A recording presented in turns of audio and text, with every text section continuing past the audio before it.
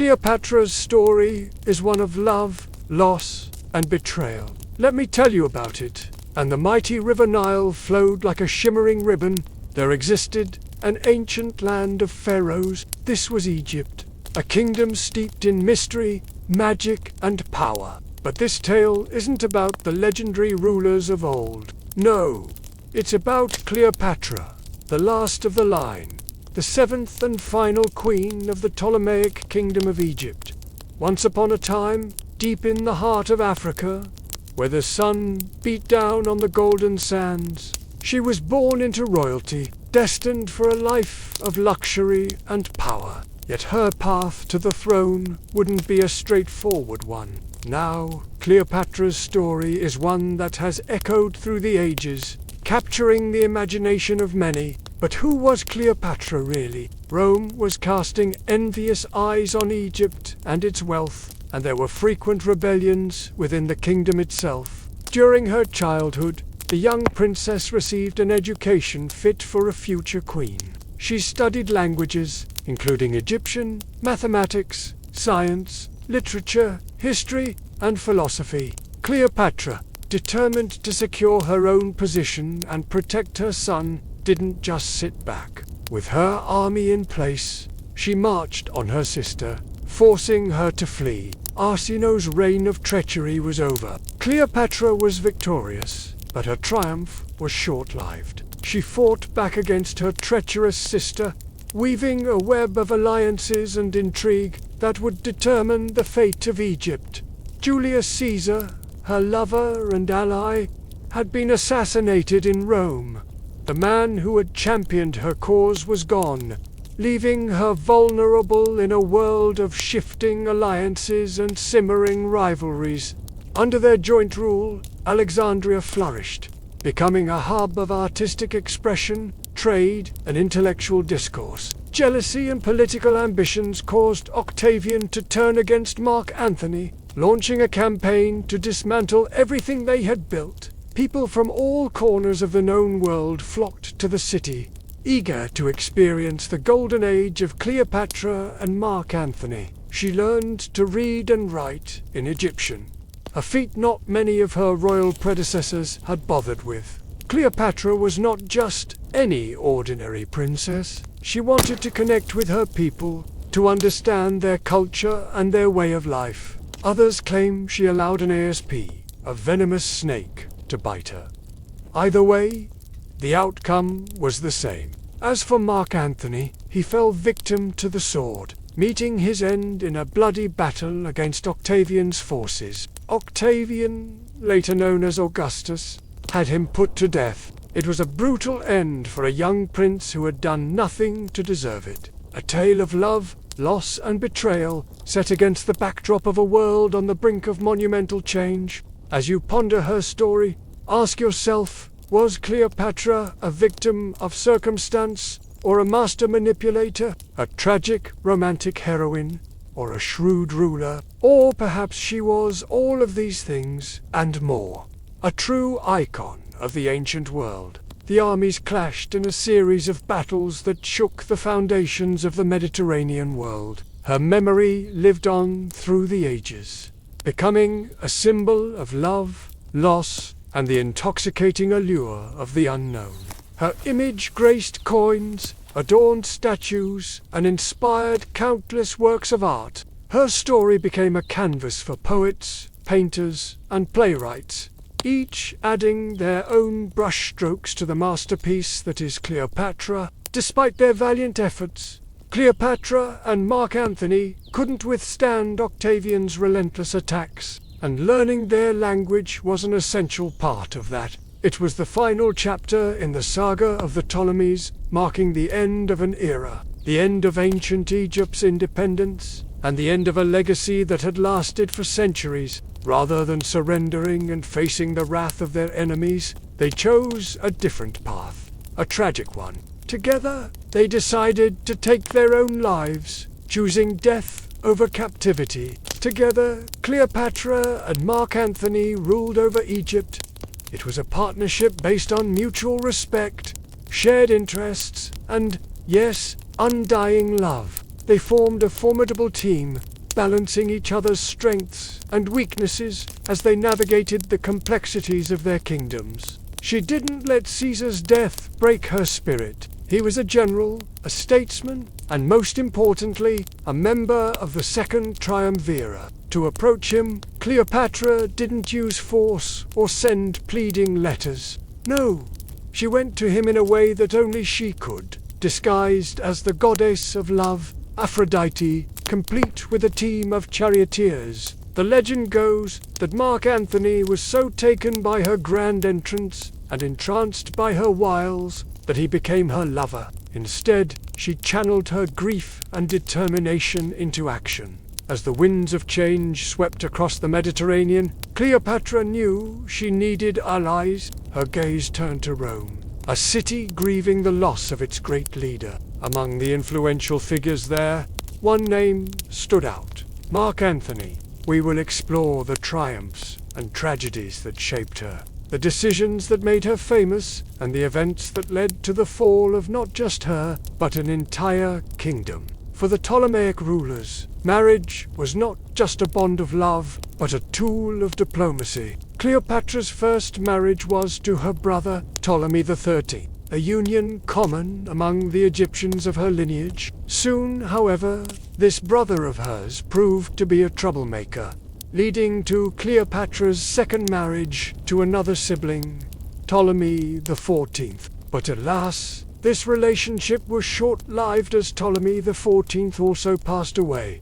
What made her the icon she is today? And how did her life lead to such a dramatic end? Then came a visitor from Rome, a man named Julius Caesar, who was to change Cleopatra's life forever. Their connection was immediate and profound, something that transcended their different cultures and stations in life. Their romance was passionate and intense, defying the boundaries of convention and propriety. Soon, Cleopatra gave birth to a son, the child who would become the center of a bitter rivalry between Cleopatra and her sister Arsinoe IV. This wasn't just a casual visit. Oh no. Caesar was there to settle disputes and assert Roman influence over Egypt. You may have heard tales of her tragic romance with Roman general Mark Antony, or of her supposed irresistible allure. Imagine being born under the shadow of the great library of Alexandria, surrounded by the scent of exotic spices and the murmur of many different languages. This was Cleopatra's reality. She entered the world during a time when Egypt was a melting pot of cultures, a blend of the old and the new, where the traditions of the pharaohs met the influences of the Greek and Roman worlds. These stories indeed play a part in her narrative, but they only scratch the surface. Cleopatra's lineage was a tangled web of shared names. You see, the tradition in the Ptolemies family was for siblings to marry and produce heirs. So many of the royals bore the same names as each other, causing quite a bit of confusion throughout history. Join me on this journey as we go back in time,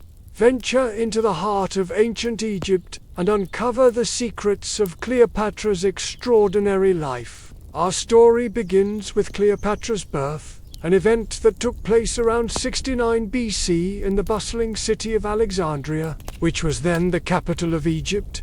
Her parents were King Ptolemy XII and his sister wife Cleopatra Tryphena, however. Let us not be confused here. From her mother, Cleopatra inherited her name, Cleopatra, and from her father, she got her title, Pharaoh. As Cleopatra grew, so did the troubles in Egypt. As Cleopatra blossomed into a remarkable young woman, the question of marriage loomed on the horizon. With both her brothers gone and her own position on the throne uncertain, Cleopatra found herself in a precarious situation. Upon meeting Cleopatra, Caesar was captivated by her intelligence, charm, and ambition. Arsinoe, fueled by jealousy and a lust for power, fled to Rome with Caesar after giving birth to Cleopatra's son. Cleopatra's resourcefulness knew no bounds. She didn't have a navy, but she managed to assemble one, sailing all the way to Athens to bring back soldiers. Just as she secured her hold on Egypt, news arrived that shook her to the core. Amidst this turmoil, Cleopatra's strength and resilience shone through. Mark Antony was not just any Roman. This wasn't a fling, no. It was a serious romance that resulted in the birth of twins. Twins who would be named Alexander Helios and Cleopatra. They also shared a passion for the arts and culture. But as you can imagine, their relationship didn't sit well with everyone, especially Octavian, Mark Antony's former ally. When Octavian declared war on Cleopatra and Mark Antony, the stage was set for an epic showdown. As Octavian's forces closed in on Alexandria, Cleopatra and Mark Antony knew their time was running out. The manner of their deaths varies in the telling. Some say Cleopatra willingly drank a concoction of deadly poison. Cleopatra's death wasn't just the end of a passionate love affair. After Cleopatra's death, Egypt became a province of Rome, and her son, Caesarion, met a grim fate too. Yet despite the tragedy, Cleopatra's story doesn't end here. So there you have it. The story of Cleopatra, the girl who would be Pharaoh. Chapter 2. The Palace. Cleopatra was born into the lap of luxury. No one really knows when or where exactly that happened, but she probably arrived in a flurry of silk sheets and gold jewelry. The whole country seemed to exist to make sure he never wanted for anything. Soon, there would be 5 children running around the palace, boys who would be kings and girls who would find good homes through marriage alliances. You see, Cleopatra's father was not the wisest of men. He made enemies, and he made them quickly. Even inside the palace, there were plenty of people who wished the crown would fall on their heads instead of his. But outside the palace walls, the threat to his rule was far greater. The plan was to force Augustus out of the city and take back what was rightfully theirs. The battle went poorly. The royal forces were defeated, and the king was forced to flee again, this time to Rome. He left his children behind, hoping Augustus would grant them amnesty. But the emperor was not a forgiving man. He confiscated all property belonging to Cleopatra's father and sentenced her brothers to death. Her sister, who was married to one of her brothers, was spared, but only because she was already deaf and unable to speak. The once proud king of Egypt was now nothing. He had lost everything, and Cleopatra, still very young, had seen it all happen.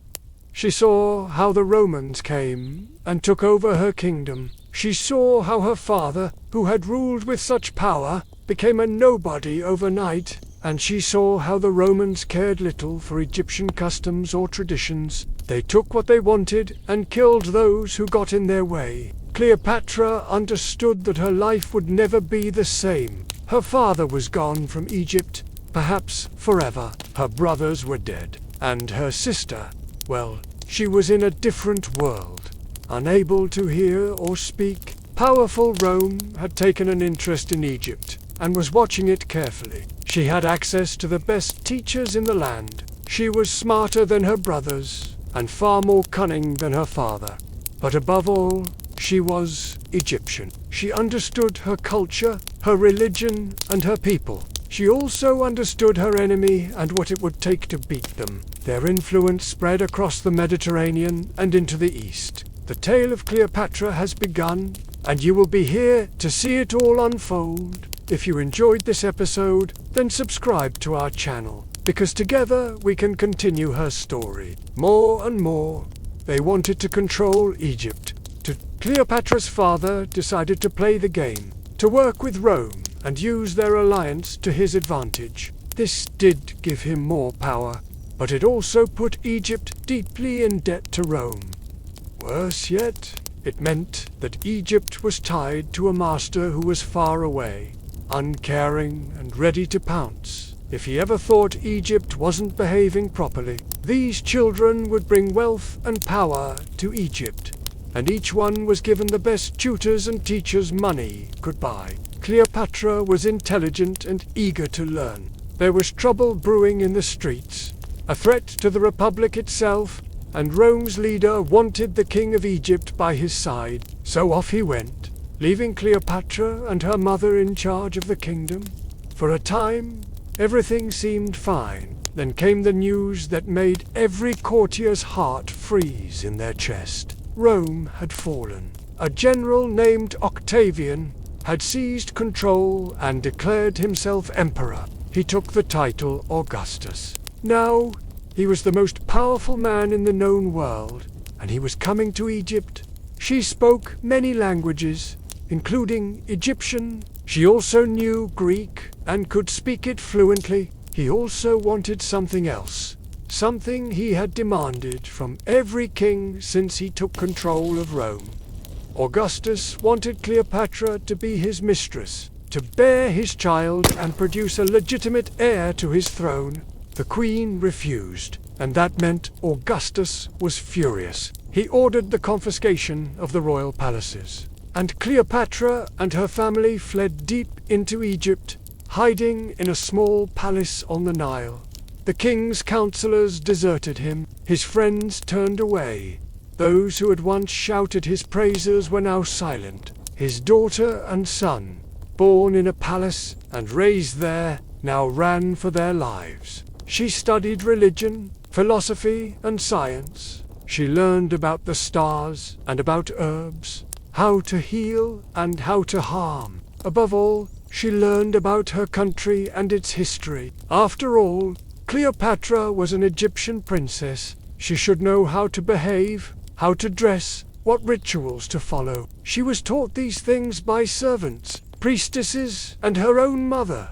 They showed her how to wear the finest clothes, how to adorn herself with jewels, and how to sit on a throne, because no matter what she might desire, Cleopatra would be a ruler one day. She was meant to sit on the throne and keep the great Egyptian tradition alive. Wealth was his to spend, and the riches of the East flowed into his coffers constantly. But that did not mean he spent his days wisely. Not at all. Instead, he had countless mistresses and sired many, many children, one of which would become the famous Cleopatra. While her mother was queen, Cleopatra was born in a palace in Alexandria. This would be the center of her life, both happy times and sad. It had broad avenues and colonnades lined with statues of former rulers. Sphinx guarded its gates, and fountains sprayed water into the air, creating rainbows in the sunlight. Gardens filled with all manner of plants surrounded the house, and boats could easily dock right beside the palace walls. From here, they could simply walk right into a room fit for a king. All of this splendor may have been enough for other rulers, but not for Cleopatra's father. He wanted more. He dreamed of ruling all of Egypt, and maybe even Rome, swaddled in the finest linen and cradled by women, whose sole purpose in life was to serve her.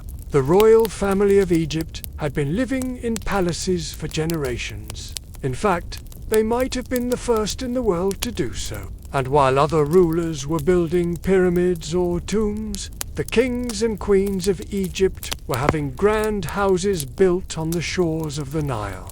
They lived like gods, sipping wine, feasting on delicacies, and making sure no one dared disrupt their peace. Cleopatra's father was King Ptolemy the 12th. He ruled Egypt like his family had before him. He married a woman named Cleopatra, who was related to him, but not closely enough to stop him from starting a dynasty with her. But that, too, is not the story we are going to tell today. Then tragedy struck. One day, Cleopatra's father was called away to Rome. When he arrived, he demanded payment. Egypt had lent money to Rome when it was in need, and now Augustus wanted his money back. The king eventually managed to raise an army, and together with his children, he marched on Alexandria. But Cleopatra was not afraid. You see, she had grown up in a palace. And now, my friends, the stage is set and the players ready. It is the year 48 BCE, and the great Queen Cleopatra has been away from her homeland for some time now. Her journey to Rome to plead with the Senate to reinstate her and her brother as rulers of the Egyptian kingdom did not go as planned. The harbor was filled with ships bearing the red sails of Rome, and the city was crawling with armed soldiers. What had happened? Why was Rome here? And where was her brother? Hadn't he sailed to meet her when he heard she was coming home? Instead, she began making moves. She held a meeting with the Roman leader, played her cards right, and struck an alliance with a powerful outsider. Cleopatra's forces gained ground, pushing the enemy closer and closer to the shore. Titus watched, admiration evident in his eyes. His escape, however, was only temporary. Soon, under the cloak of darkness, he stumbled upon a band of Roman soldiers. The air was thick with the scent of smoke and the sounds of suffering. Despite the devastation, her spirit remained unbroken. She surveyed the damage, her mind already working on solutions, strategizing ways to rebuild and heal her kingdom. The people of Alexandria looked to her, their hopes and fears etched on their faces. In that moment, Cleopatra knew that the responsibility of leadership was not just about wielding power, but also about serving her people. Do you think Cleopatra will choose Titus? Will she pick up the pieces of her broken kingdom and find love along the way? Or will her brother cause more trouble? I don't know. You'll have to tune in next time to find out. But until then, remember, history is full of surprises, and the greatest stories are waiting to be discovered. Don't forget to stay tuned. Thanks for watching. See you next time. The scars of war were deep, but so was her determination to heal her homeland. Among them, Titus, who had come to seek him out. She understood that true leadership was not about brute force, but about inspiring hope. With each passing day, she worked to rebuild Alexandria, bringing in resources, healing the sick, and punishing those responsible for the destruction. The events of the past few weeks had been a blur of activity and emotion. Amidst the whirlwind, she had barely had a moment to process what had transpired. Suddenly, Enobarbus approached, her voice echoing softly in the stillness of the evening. She reminded Cleopatra that she was not just a ruler, but also a woman who deserved happiness. Cleopatra's thoughts drifted to Titus, a man who respected her, admired her, and loved her for who she was. The possibility of a future with him, a partnership based on mutual respect and affection, became a tempting thought. Could she risk it all again for love? Or was her duty to her kingdom more important? As the stars twinkled above, Cleopatra grappled with these questions, knowing that her decision would shape not just her personal future, but the fate of her kingdom.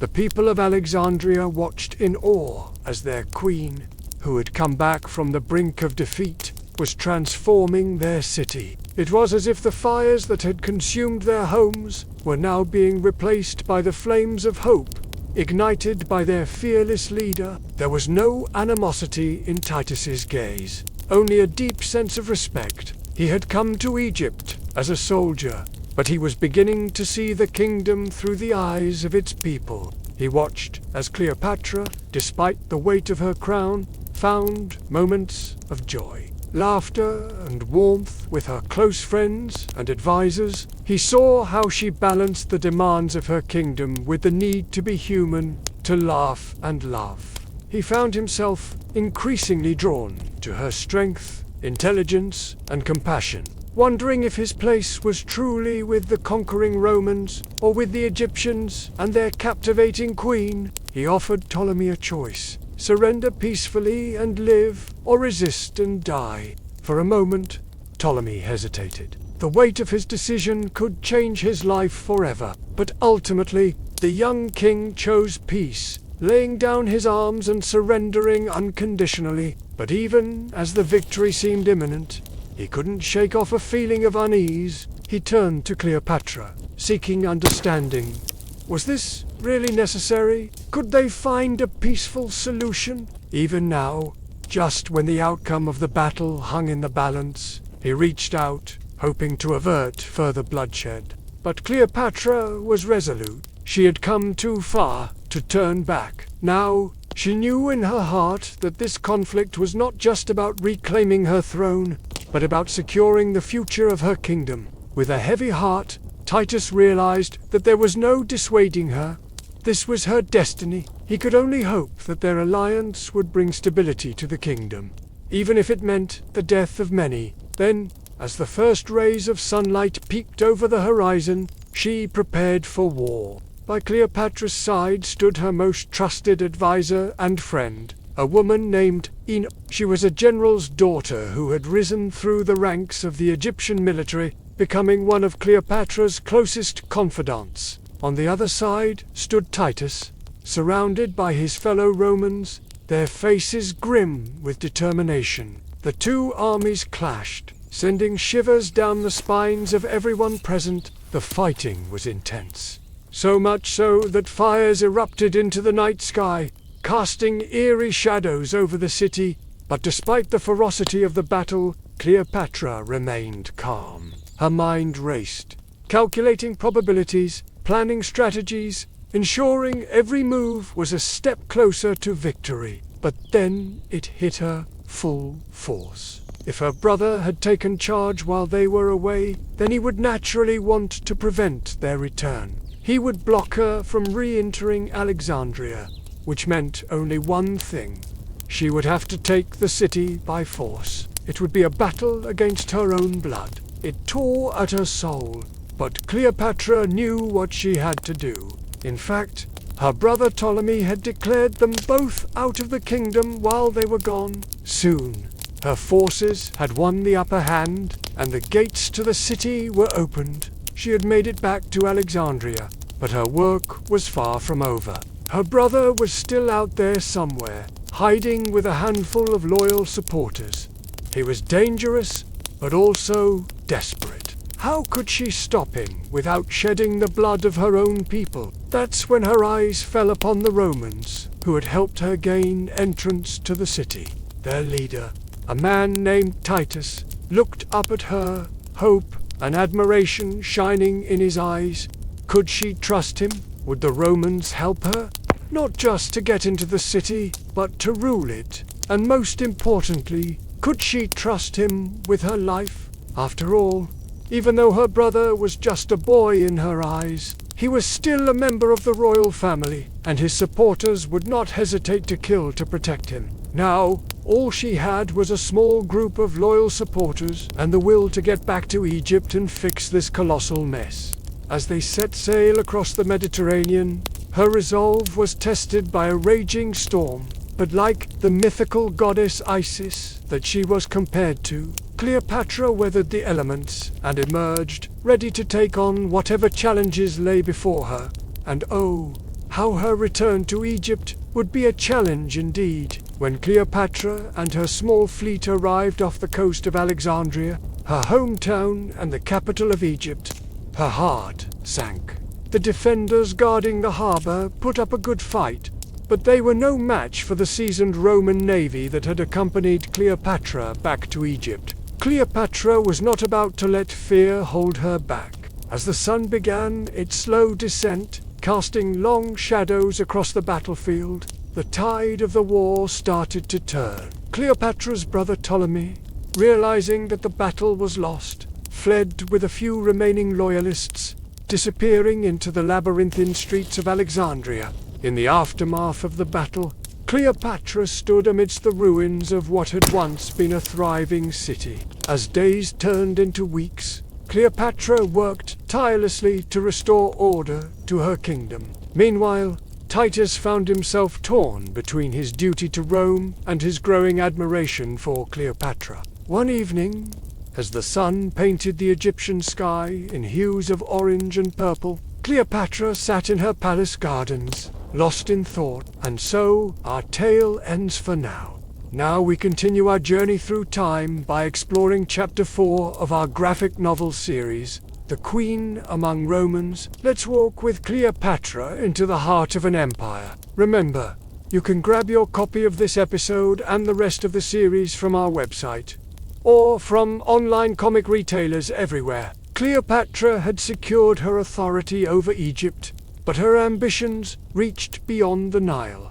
Now she set her sights on Rome, the very core of the Roman world. While many would have sent ambassadors, or maybe a delegation of soldiers, she chose to go herself, accompanied by her sister and a large retinue. The sight was mesmerizing.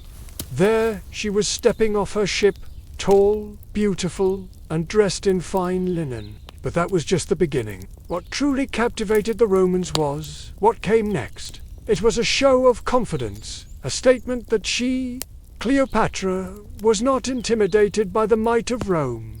He had recently been appointed dictator, a title that gave him absolute power in the Roman world. Just as Helen had once caused the Trojan War, Cleopatra's presence was causing a stir throughout the Roman world. The intrigue surrounding her only grew when she started staying at Caesar's lavish palace in Rome.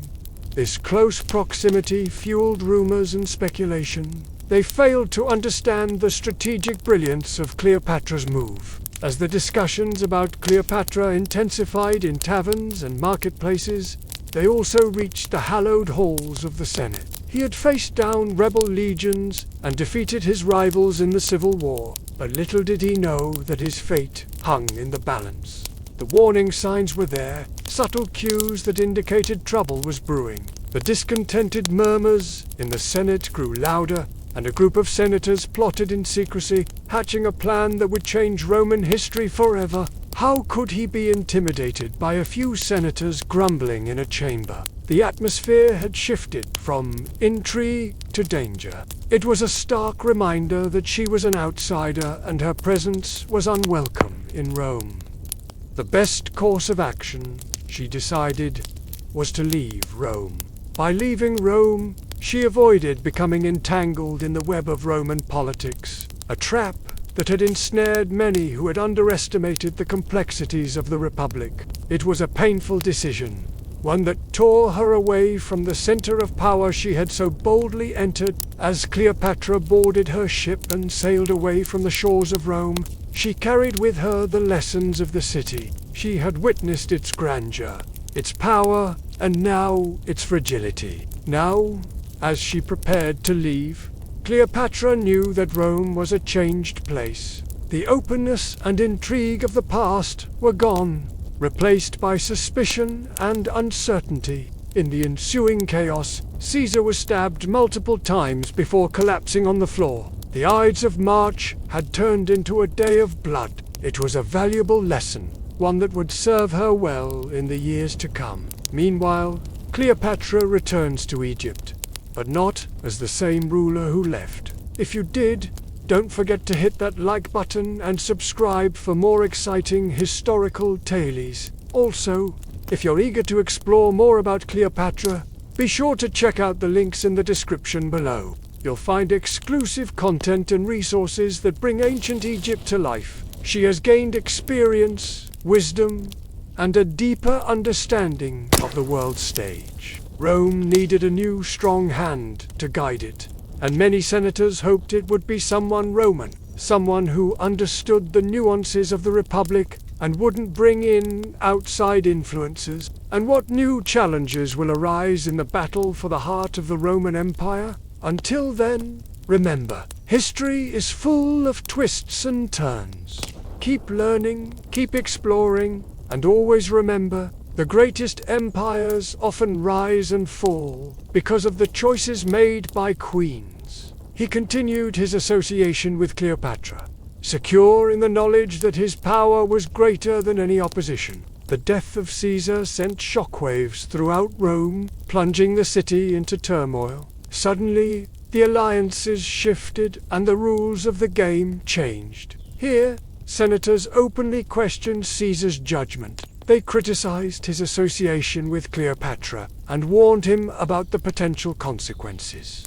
To them, Cleopatra represented everything. Rome stood against foreign influence, unruliness, and a challenge to their own authority. She had essentially positioned herself at the heart of Roman power, ready to influence the most important decisions of the Republic. People talked about Cleopatra's influence over Caesar and wondered about the nature of their relationship. Was she merely a loyal ally or something more? However, not everyone, especially the Roman Senate, was comfortable with this arrangement. She remained gracious, attending Roman events and engaging with the local elite. The centerpiece of her charm offensive was the Temple of Venus, where she became the first non-Roman to make a donation to the temple's treasury. This act was a masterstroke, a way to ingratiate herself with the Romans and demonstrate her commitment to their gods. They viewed Caesar as a threat to the traditional republican system and were eager to curb his power. This tension between Caesar and the Senate provided Cleopatra with an opportunity. By showing up in Rome, she demonstrated that Caesar was not alone. He had the support of an entire kingdom, including its powerful queen. Elephants adorned with gold, exotic birds, vibrant fabrics and incense that filled the air. And then there was the smell of lotus oil, a fragrance so enchanting that it became synonymous with Cleopatra. She had come to establish an alliance with the most powerful man in the known world, Julius Caesar. Their relationship had begun in Alexandria, where Caesar had come seeking assistance to end a civil war. There he met Cleopatra, a meeting that defied the boundaries of diplomacy and led to the birth of their son. All these elements combined to create an experience that left the Romans in awe. They had never encountered anyone who could arrive in such style. Deciding to follow Caesar, there was a bold move, something no Egyptian pharaoh had ever done. But Cleopatra wasn't any ordinary ruler. As they arrived in the bustling port of Mycenae, the citizens of Rome got their first glimpse of the Egyptian queen. People whispered about Cleopatra, questioning her motives for being in Rome. Some saw her as a threat, believing she might be there to spy on Caesar. Little did they know the truth. The river had carried more than just Cleopatra's ship. It had brought with it the essence of Egypt itself. Now, while some Romans admired this spectacle, others were less than impressed. Cleopatra's arrival in Rome was not merely a display of wealth or power.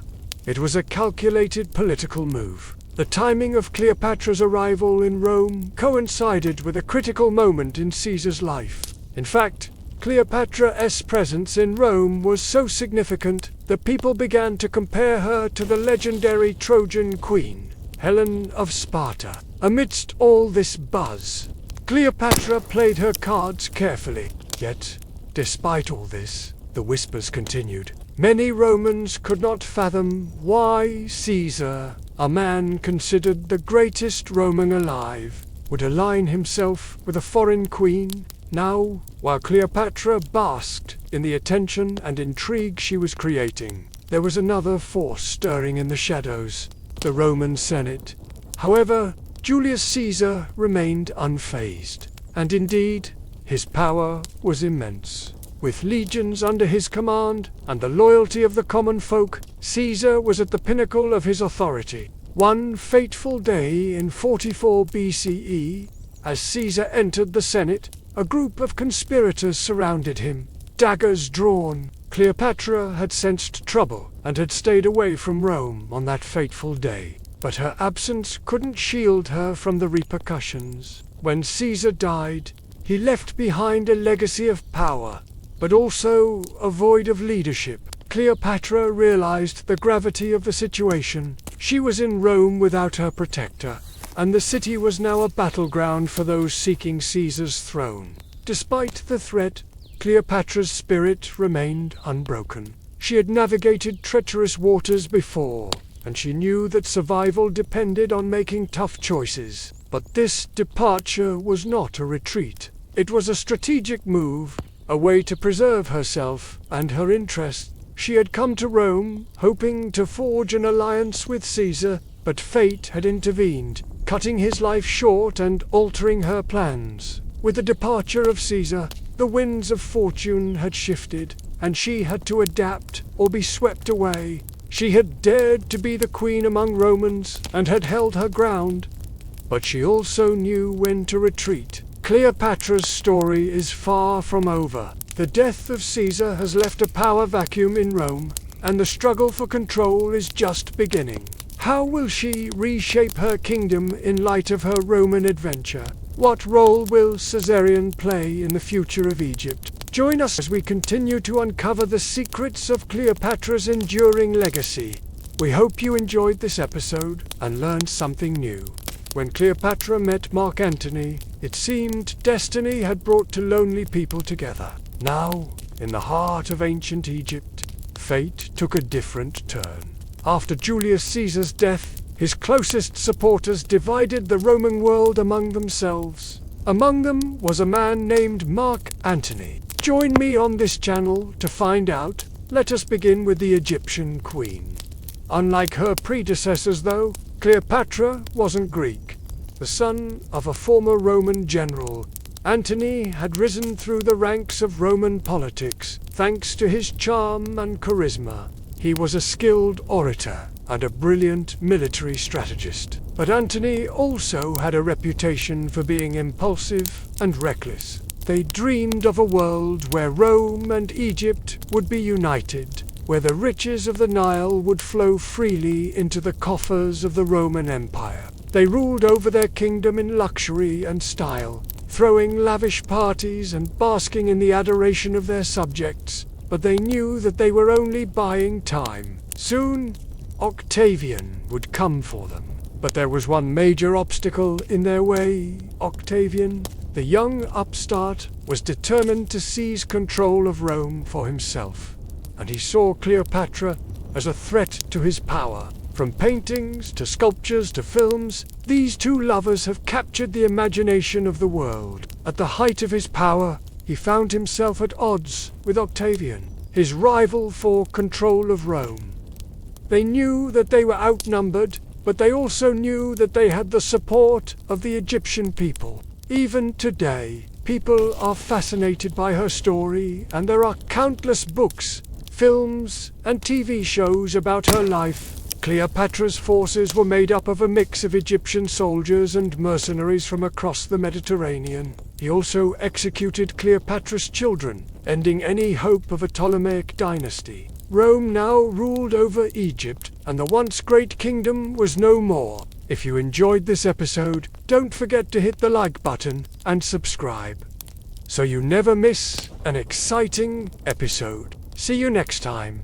But Cleopatra's legacy lived on in the stories that were told about her. Stories of a beautiful, intelligent, and powerful queen who had ruled over Egypt with grace and dignity. They were led by some of the most skilled generals in the ancient world, including Pompey, the African, and Arius, the general of Caesar's former legion. Together, they stood against Octavian's forces as they marched on Alexandria, the capital of Egypt. She hoped that her children would unite Rome and Egypt, but little did she know that they would play a pivotal role in the downfall of both kingdoms. Antony was known for his extravagant parties, and it was at one such party that he first met Cleopatra. It was love at first sight. How did they deal with their crumbling kingdom and their uncertain futures? To find out, stay tuned. According to legend, when Cleopatra entered the room,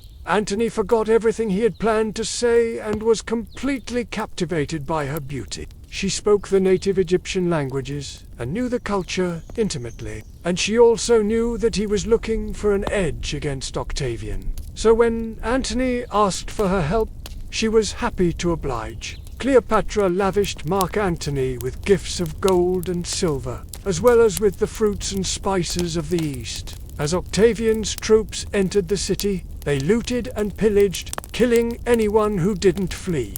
In the end, Cleopatra and Mark Antony were forced to flee to the temple of Isis, where they took their own lives rather than be captured by Octavian. According to legend, Cleopatra allowed an asp, an Egyptian snake, to bite her as she sat on a golden throne.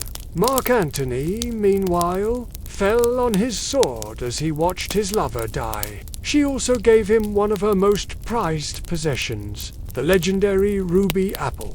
According to legend, the apple was said to have been picked by an eagle from the Garden of the Hesperides, and was believed to be the key to immortality. Of course, Cleopatra knew that this was just a myth, but she also knew that Antony would be more than happy to believe it. At 14, she married her father, Ptolemy XII, but quickly established her independence. As co-regent, she set about improving the lives of her people, building schools, hospitals and granaries. She also traveled to Rome to negotiate peace with the Roman Senate. Here she charmed all with her intellect and wit, but politics was never far from her mind. In fact, one biographer described her as the most dangerous woman in the world, for Cleopatra understood the power of image. When she first arrived in Rome, she made sure to present herself as the new Isis, the Egyptian goddess of wisdom and magic. This carefully crafted persona helped her achieve her goals,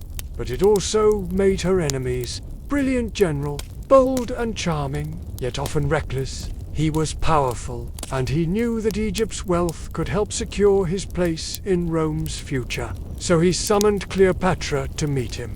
Some say she delayed her reply on purpose. When she finally arrived, she did so not as a servant of Rome, but as a queen. Her ship sailed into the harbor of Tarsus like a floating palace. Purple sails billowed in the breeze, silver oars gleamed in the sun. Cleopatra, dressed as the goddess Isis, reclined beneath a golden canopy. Perfume filled the air. Music played. People lined the docks just to catch a glimpse.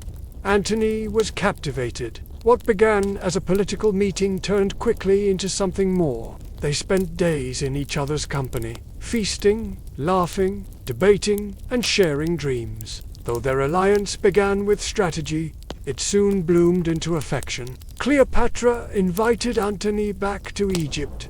He came and stayed longer than anyone expected. Together, they became a powerful pair. They threw grand banquets, hunted in the desert, and even formed their own drinking club, the Inimitable Livers. But behind the games was a bond of ambition.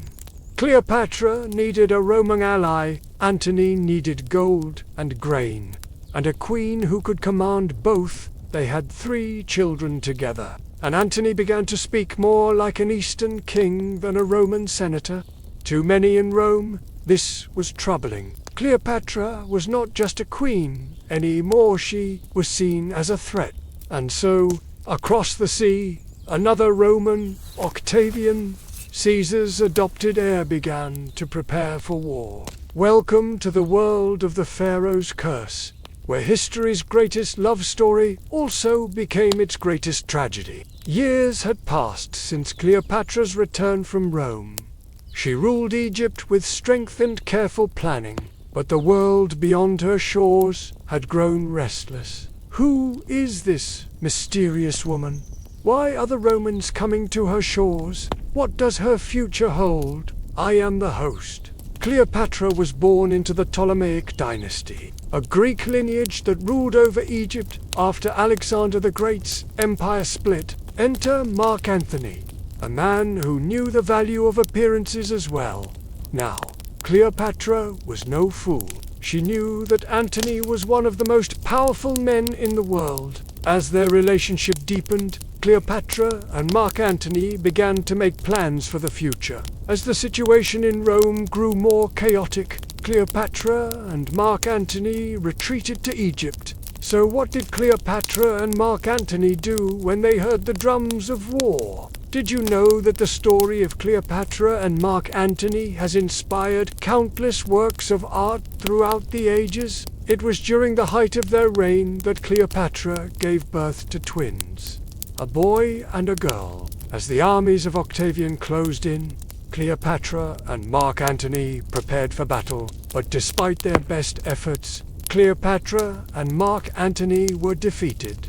And what happened next? Did Octavian claim both kingdoms for himself? What happened to Cleopatra's children? Stay tuned to find out more. Did you know that Cleopatra's legend has endured for centuries? After Cleopatra's death, Octavian seized control of Egypt and made himself the first emperor of Rome. Though history remembers her tragic end, it also remembers her courage, intelligence, and determination. Thank you for watching. Which character did you like the most? Let me know in the comments below. Across the warm seas of the Mediterranean, winds of war began to rise. In Rome, Octavian, Julius Caesar's great-nephew, an adopted son, had grown powerful. He watched Mark Antony closely, and he did not like what he saw. If she lost, she would lose everything. She would have nothing left.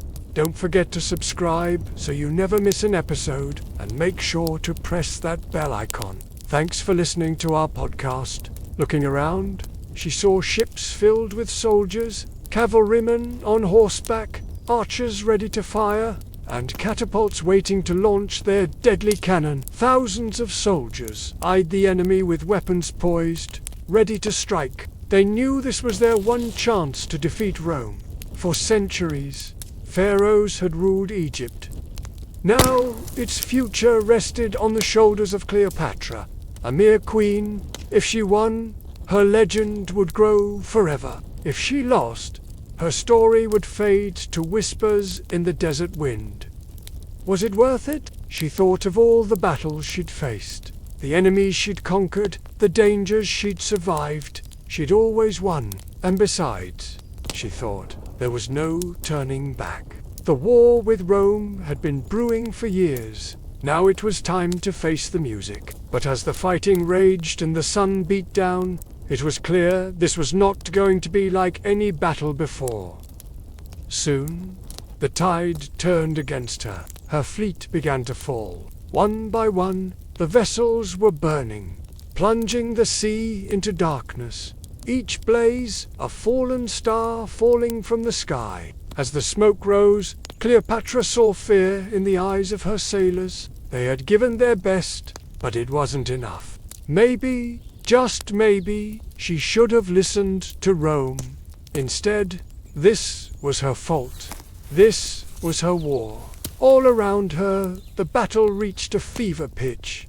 Some ships exploded. Others were boarded by enemy soldiers. Yet amidst the fire and fury, Cleopatra noticed a new ship cutting through the waves. It was sleek, fast, unlike anything she'd ever seen. It looked like a bird soaring through the air, gliding above the chaos. It reminded her of the pharaohs, proud and powerful. The sight gave her hope. Sure, this was no ordinary ship. It belonged to Rome's greatest general, Octavian himself. Now was her chance. As long as she could stay in the fight, she still had a chance to win. Suddenly, a loud crack echoed across the sea. The mast of her flagship had snapped. It swayed above her head, a giant pendulum of doom. Before Cleopatra could react, the ship lurched, tilting dangerously. The mast crashed down, crushing everything in its path. People screamed, desperately running from its path. But it was too late. The mast landed with a thunderous boom, sending splinters flying. The deck was split in two. Cleopatra stumbled, barely avoiding the falling wood. She looked around. Her ship was destroyed. All around her, the other ships were ablaze. What was she supposed to do? There was only one answer. She needed to get out of here. Quickly, she escaped the wreckage, racing through the burning ships, desperate to find safety. But the fire blocked her way. She couldn't see where she was going. Coughing, she ran through the smoke, searching for a way out. When she finally broke through, she was alone. The battle was lost. The war was over. And with that realization came a wave of sadness. She had lost everything. Her ships were burned, her troops were gone, and her kingdom, well, that was next. With heavy steps, Cleopatra walked towards shore, leaving the battlefield behind her. As she stepped off the boat, a chill went down her spine. This was it. Her journey's end. But the Egyptian queen was not finished yet. She had one more trick left. Antony was living in Alexandria now, far from Roman politics, wrapped in silk, crowned with garlands, and bound tightly to Cleopatra. Too many Roman senators. It seemed Antony had abandoned his heritage for the temptations of the East. Cleopatra, they whispered, had bewitched him. Together, they were building a kingdom outside of Rome's control that could not be allowed. So Octavian acted. He read aloud in the Senate a copy of Antony's will real, all forged. No one could say. In it, Antony reportedly wished to be buried in Egypt beside Cleopatra. He gave lands to their children. To Rome, this was betrayal. It stirred fear and outrage. In 32 BCE, Rome declared war not on Antony, but on Cleopatra. Octavian turned the people of Rome against her. He painted her as a foreign queen, trying to rule them all. Warships were built, armies gathered. The final battle for power was near. Cleopatra and Antony stood together, determined to fight. Their fleets set sail from Egypt, meeting Octavian's forces near the coast of Greece at a place called Actium. But the battle went badly. Winds turned, ships were trapped, and confusion spread across the sea. At the height of the chaos, Cleopatra's ship turned away perhaps, believing the fight was lost. Antony followed her, abandoning his own fleet. Behind them, their navy was crushed. It was over. The war was lost, but the story was not done. Wounded in spirit and cornered by fate, Cleopatra and Antony returned to Egypt too, the city that had once welcomed Caesar, lit with golden lamps. Now it waited in silence. Welcome to the series, The Egyptian. Do you love stories about ancient Egypt? Then subscribe so you never miss an episode. Also check out our podcast, available on various platforms. You can even listen to select episodes ad-free 1 week early. Here is episode 48, The Last Fleet, Part 1. A storm was coming to Alexandria. Antony and Cleopatra had sailed back to the harbor where Caesar had landed 10 years before. Back then, the city had erupted in celebration when news arrived in Rome of Caesar's death. Mobs rampaged, shops were looted, and fires spread through the streets. Soon, the whole city was a funeral pyre for the man they called the Liberator. But as the smoke cleared, 2 men stood above the flames, Octavian and Mark Antony. They made a solemn vow to honor Caesar's memory and avenge his death. Antony would hunt down Caesar's assassins and bring them to justice, and Octavian would do the same. But hidden among the crowds that day was another man, Pompey, Caesar's former rival, who was watching Antony and Octavian closely. He waited until the dust settled, the cries faded, and the people forgot Caesar before he fled to the hills and raised an army to seize Rome.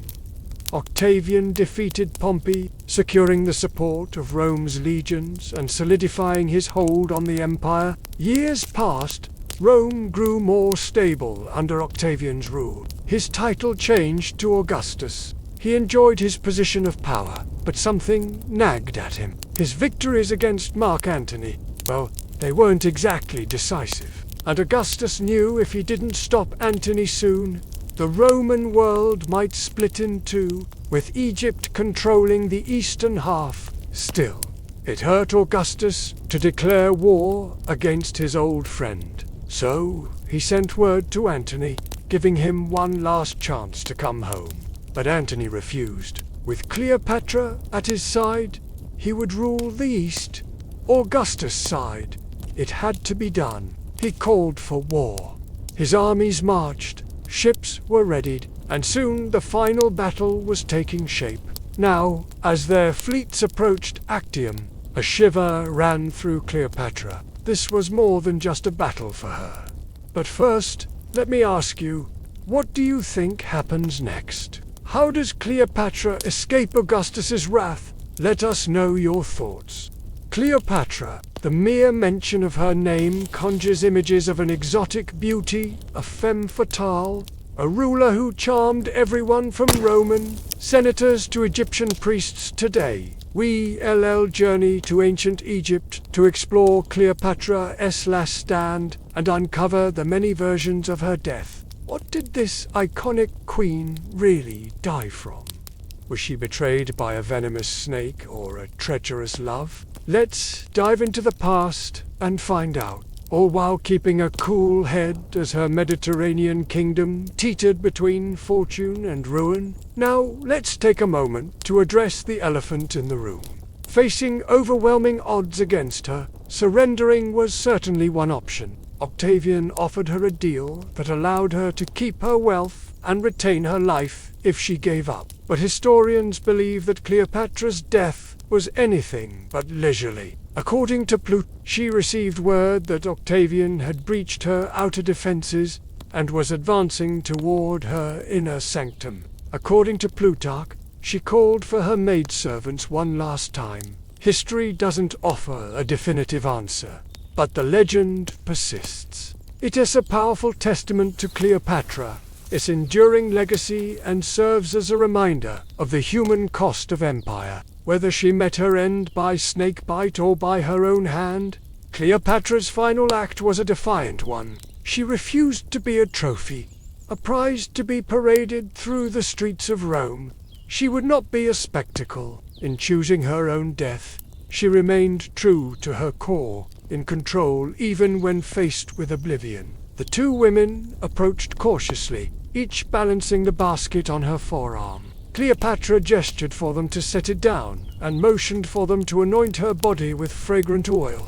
Soon enough, the three women lay side by side, the basket resting between them. Cleopatra watched her maidservant succumb to the snake's venom. Then she rolled over, cradled the venomous serpent, and pressed it against her chest. Though Cleopatra's actions are often the subject of sensationalism and lurid speculation, here she is depicted in a light most favorable to her, a benevolent queen who cares for her friends and family, willingly accepting her fate, surrounded by those she loves, rather than panicking and endangering those around her. Cleopatra shows no fear as she welcomes death. This portrayal paints her as a strong, self-assured leader, someone willing to face the end with grace, dignity, and composure. At this point, her advisors implored her to escape through a secret passageway leading to the harbor, but she refused. Instead, she decided to meet her end where she had spent so many happy years. As darkness fell over Alexandria, Cleopatra joined her closest confidants in the royal dining room. There they feasted and drank until late into the night.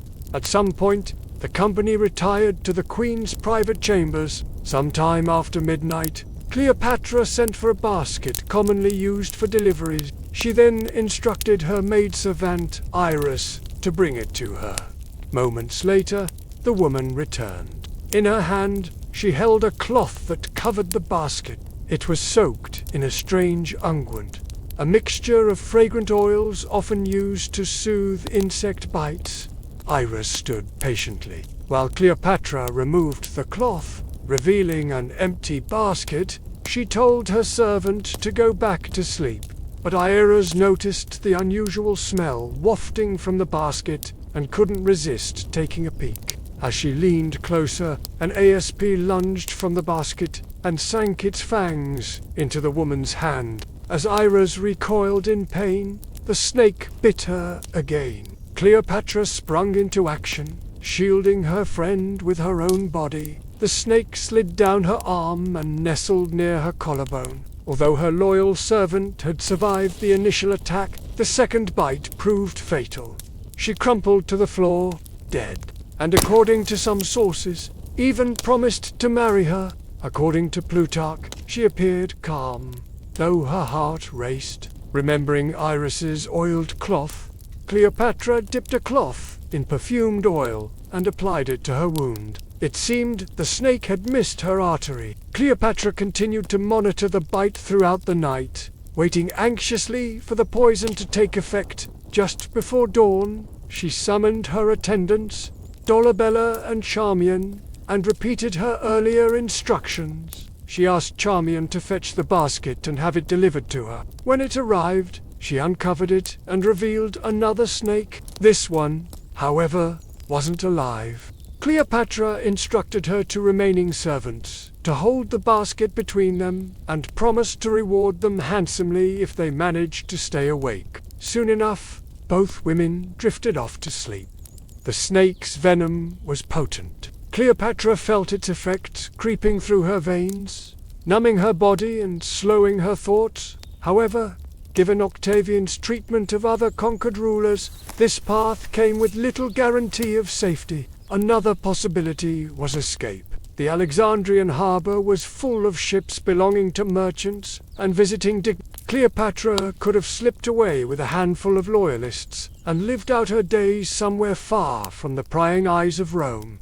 However, she was known to be attached to her homeland. Leaving it, even with her life intact, was unlikely. That left only one option: resistance, and Cleopatra's choice to resist was a bold one, seeing as her forces outnumbered Octavian's by almost 10 to 1. In today's world, the phrase "Cleopatra died" might lead with a collective eye roll. Built sometime during the reign of her father, it was constructed to withstand attacks from both within and outside the city. Its foundations ran deep under the royal quarter, a labyrinth of tunnels and chambers that extended all the way to the harbor. From there, Cleopatra could have escaped by sea. Additionally, her mausoleum contained armories and living quarters, allowing her to comfortably wage war for months on end. It even boasted secret passages and false doors, which helped conceal her presence from any invaders. Furthermore, her defenses went beyond the physical. Before Actium, her agents spread rumors that she possessed a deadly virus that could decimate Rome.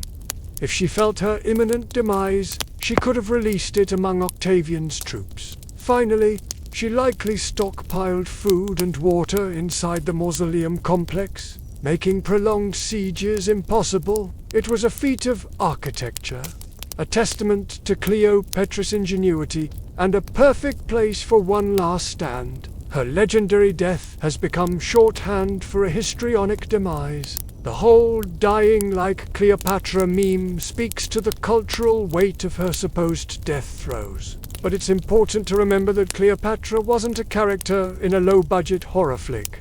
Her death, however it occurred, was a real historical event. As such, her death deserves our attention, not our mockery. By exploring the history behind the myth, we can better understand the choices available to Cleopatra, the potential outcomes she faced, and ultimately, the legacy of her last stand. Now, its golden walls braced for sorrow. Cleopatra and Antony had returned home after their defeat at Actium. Their navy was gone. Their allies had turned away. And Octavian, cold and patient, was sailing ever closer. Still, Cleopatra refused to surrender. She retreated to her mausoleum, a tall stone chamber she'd built, not just as a tomb, but as a fortress. There she prepared for whatever ending the gods would grant her. She stored riches, readied her most trusted servants, and made one final stand.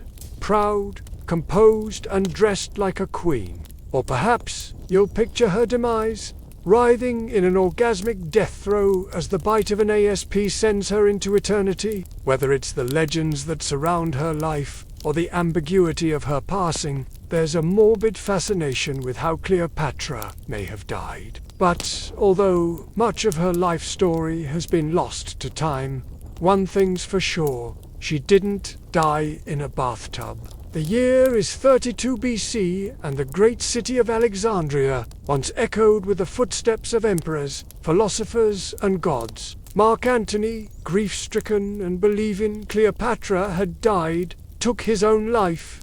When he learned she still lived, he was brought to her bleeding, broken, and barely breathing. He died in her arms. Cleopatra was left alone.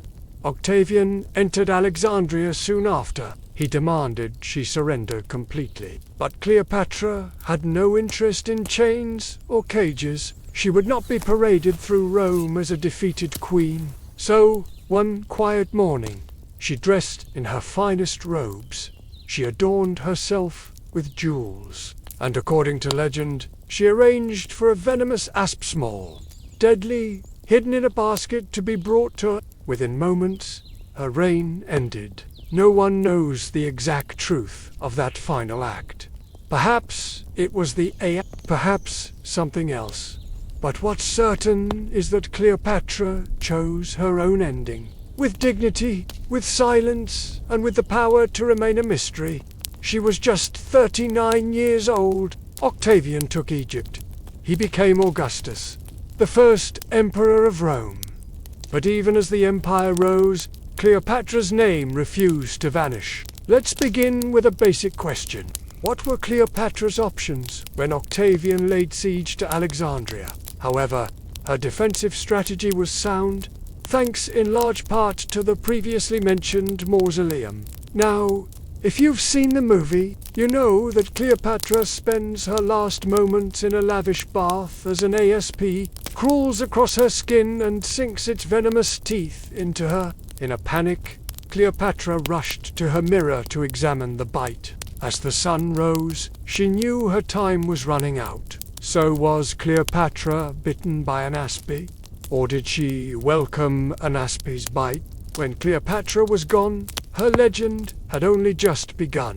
In Rome, poets whispered about her. Some called her dangerous, others divine. She was born on this day, July in 69 BC. Her story is well known. She fell in love with the Roman general Mark Antony, and they both took their own lives when their power was usurped by Octavian, later the Emperor Augustus. She might have been a femme fatale in some tellings, but Cleopatra was also a force to be reckoned with. A woman who used her wits and political savvy to carve out a place for herself in a man's world. There are many versions of Cleopatra's story, but the most popular was created by Plutarch in his book Life of Antony. According to Plutarch, Cleopatra was half Greek and half Egyptian and could speak 9 languages. She was also incredibly beautiful. In fact, according to the same source, when Caesar first saw her, he was so overwhelmed that he forgot to attack her. She commissioned the construction of new libraries and temples, and she hosted festivals and competitions in honor of the gods. She was also a major supporter of the Muses, and she was said to have written poetry and plays herself. She was a symbol of the power and glory of the Egyptian kingdom, and she worked hard to preserve its traditions and customs. Unfortunately, her efforts were ultimately unsuccessful, as Egypt was eventually conquered by Rome and Cleopatra's dynasty came to an end. Scientists from the University of Southampton recently used computer imaging techniques to reconstruct the face of Cleopatra. And while you're at it, don't forget to subscribe if you haven't already. Thanks for being in this journey so far. Please comment, where are you listening from? Their goal was to create a realistic portrait of what Cleopatra looked like based on her bust located in London. The scientists used high-resolution 3D scanning technology to create a detailed digital model of the bust, and then used advanced imaging techniques to reconstruct Cleopatra's facial features. The resulting image shows a woman with striking facial features and a strong jawline, which is consistent with descriptions of Cleopatra from ancient sources. However, it's important to note that this is just one interpretation of what Cleopatra may have looked like. Other artists have created different portraits of Cleopatra based on their own interpretations of her appearance. Ultimately, Cleopatra's true appearance is lost to history, and we can only speculate on what she looked like. Nonetheless, her legacy as a champion of Egyptian culture and identity continues to inspire people today. Cleopatra was also a patron of the arts and sciences. She founded the Museum of Alexandria, one of the largest and most comprehensive libraries in the ancient world. as well as the Lighthouse of Alexandria, one of the tallest structures ever built. She also sponsored scientific research and encouraged the exchange of ideas between scholars from all over the Mediterranean. This myth has stuck around for centuries, and it's no wonder why. In particular, she was a devotee of the goddess Isis, and she built several temples in her honor. She also issued coins bearing the images of the gods and encouraged her subjects to participate in religious festivals and ceremonies. She carefully cultivated an image of herself as a divine ruler. She often depicted herself wearing the traditional Egyptian crown and holding symbols of power, such as the crook and flail. She also claimed to be descended from the gods, and she emphasized her connection to the pharaohs of the past. It makes for a good story, but it also paints Cleopatra as a helpless damsel who needed rescuing, and that couldn't be further from the truth. Although history remembers her as the most beautiful woman on earth, an object of desire for both Antony. But she was also a strong-willed woman who knew what she wanted and was unafraid to go after it. She was the last Pharaoh of Egypt, and she ruled over a golden age in the country's history. Under her reign, Egypt was rich and powerful, and it was also a center of learning and culture. So next time you hear someone say, Cleopatra was just a seductress, set the record straight. She was so much more than that. She was a powerful ruler, a shrewd politician, a master of disguise, and a true badass. She famously escaped from Julius Caesar by dressing up as a carpet and rolling herself into his palace. She also brokered peace between Rome and Egypt and negotiated trade deals with other kingdoms. And when Octavian came to power, she didn't bow down to him either. She fought back with everything she had, even though she ultimately lost. Cleopatra may have been a shrewd ruler, but she was also a warrior queen. She led her armies into battle and wasn't afraid to get her hands dirty. She was also incredibly brave. She refused to surrender to Octavian even when her forces were defeated. Instead, she chose to take her own life. Along with Mark Antony and Julius Caesar before him, Cleopatra also played the role of a powerful monarch very well. She was a shrewd politician and diplomat, patron of learning, a master of propaganda, and a formidable military leader. For generations, men argued over whether she was a seductress or a stateswoman. After Caesar's assassination, Cleopatra bore his son Caesarion and remarried this time to her brother Ptolemy XIII, which made her the most powerful woman in the Mediterranean world. A few years later, though, she lost that status when Octavian defeated Antony and his allies at the Battle of Actium in 32 BC. The couple fled to Egypt, where they built a new capital city at Alexandria and prepared for war. But soon afterwards, Antony died and Cleopatra killed herself rather than submit to Octavian. When Octavian finally conquered Egypt, he absorbed it into his empire and made Alexandria a province of Rome. But he also honored Cleopatra, building a temple in her likeness and allowed her to keep her fortune. But none could deny her impact. She had faced the world's greatest empire and left her name written in its shadow. Over time, the truth of Cleopatra blurred with myth. Artists painted her draped in gold. Writers imagined her with serpents, ships, and silver moons. Her life became a stage, and every age since has tried to tell the story its own way. Shakespeare turned her into a tragic heroine. Hollywood turned her into a queen of glamour. But behind every version lies something deeper. A woman who ruled as pharaoh, who spoke to nations in their own tongue, who dared to shape her own ending when the world closed in. Today, her face stares out from coins and statues. Her name lives on in libraries, films, and stargazers' dreams. She is not forgotten. She is remembered not just for how she died, but for how she lived.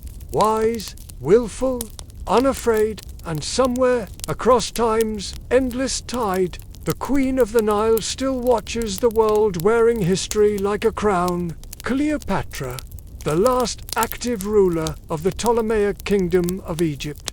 Her father, Ptolemy XII, had established peace with Rome after years of conflict by marrying his daughter Cleopatra to Caesar. Most people tend to know Cleopatra as the great seductress and not so much as the shrewd ruler of a kingdom, even though her story is one of the most famous in the ancient world. So let us first talk about the myths surrounding Cleopatra and why it matters that we should remember her as the powerful ruler of Egypt, not just a seductress. Sure, Cleopatra was incredibly intelligent and adept at playing the political game. It's important to remember Cleopatra as more than just a femme fatale, because she was a real historical figure who did some truly great things. In addition to being a skilled administrator and diplomat, Cleopatra was also a patron of the arts and sciences. She was a devout believer in the Egyptian gods and goddesses, and she took steps to ensure that they would continue to be venerated after her death.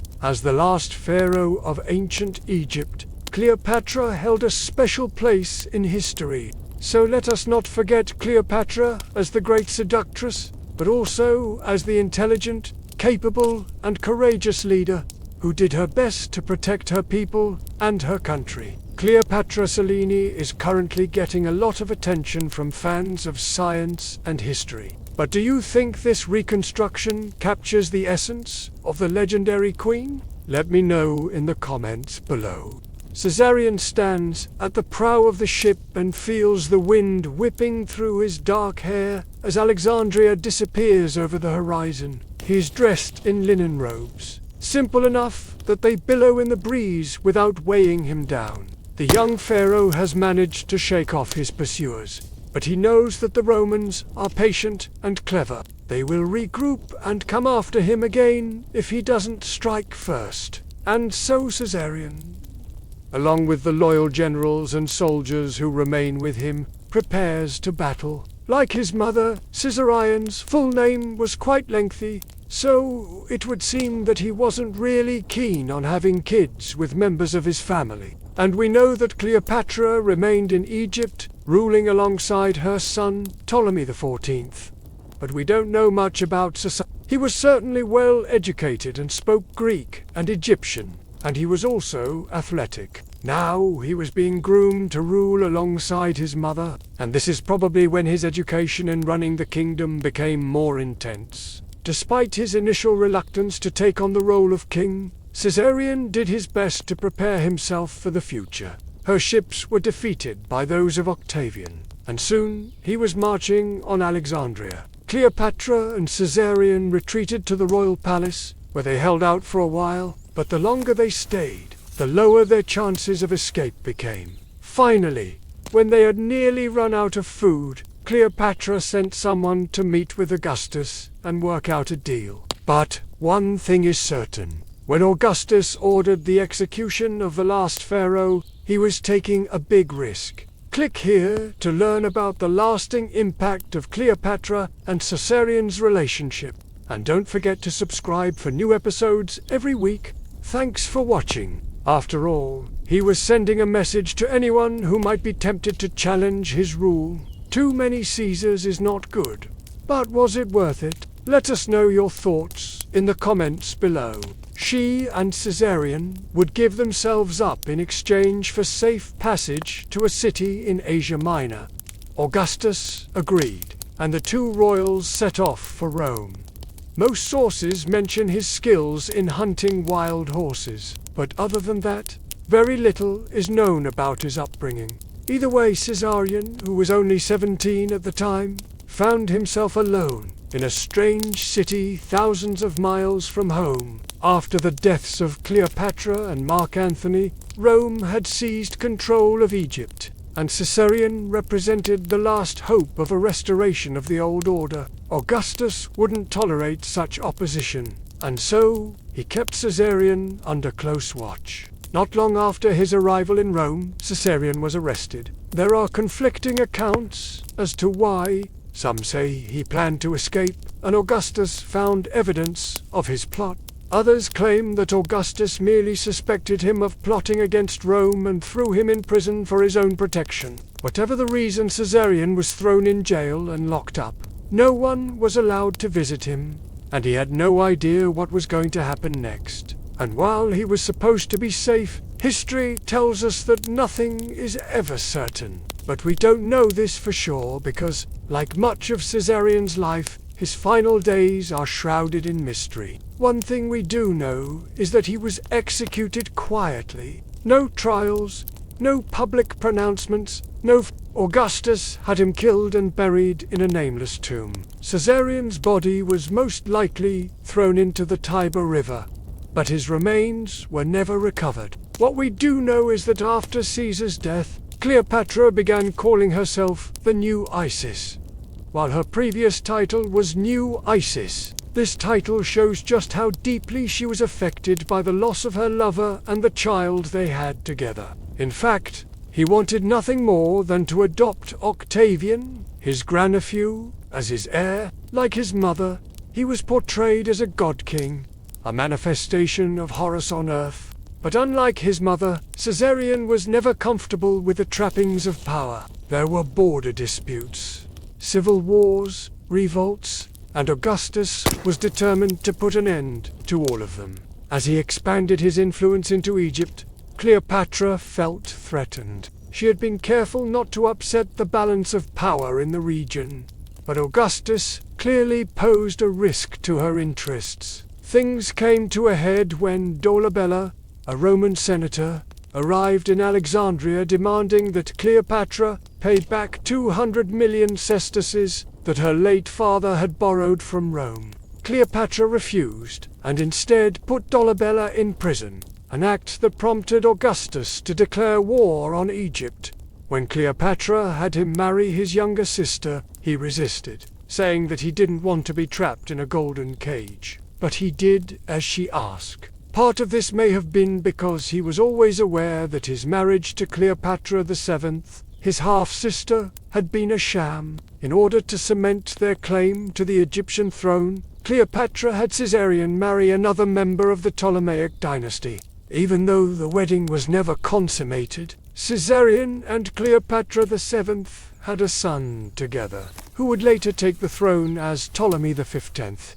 So why would he start a whole side romance with Cleopatra? Well, some historians, most notably Plutarch, believe that Caesar was actually Caesarion's father. As Cleopatra claimed that she conceived Caesarion while Caesar was in Alexandria, it makes sense that Caesar would acknowledge the child as his own, even if he couldn't marry Cleopatra because of her status as his sister. Other historians, however, disagree. Cassius Dio claimed that Caesar was not Caesarion's real dad. Instead, he says that Caesarion was actually the son of Caesar's adopted son, Octavian. It's a weird theory, but here's what he's getting at. According to Dio, Cleopatra slept with both Caesar and Octavian, and she was pregnant when Caesar came to Alexandria. She concealed her pregnancy from Caesar and told him that she had miscarried after learning that he had been assassinated.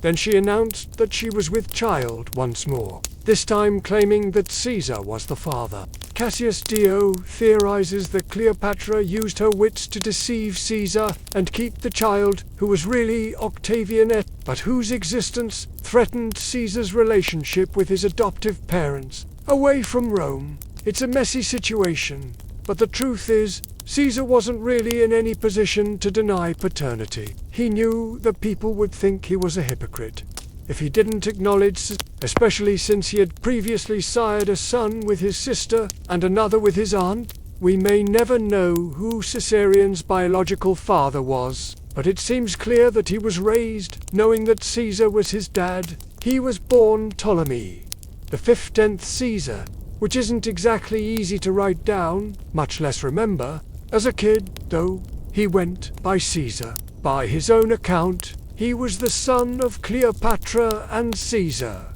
Julius Caesar, that is, who visited Alexandria during the Gallic Wars. According to at this time, Cleopatra was looking for an alliance with Rome, and it was during this meeting between Caesar and Cleopatra that the future pharaoh was conceived.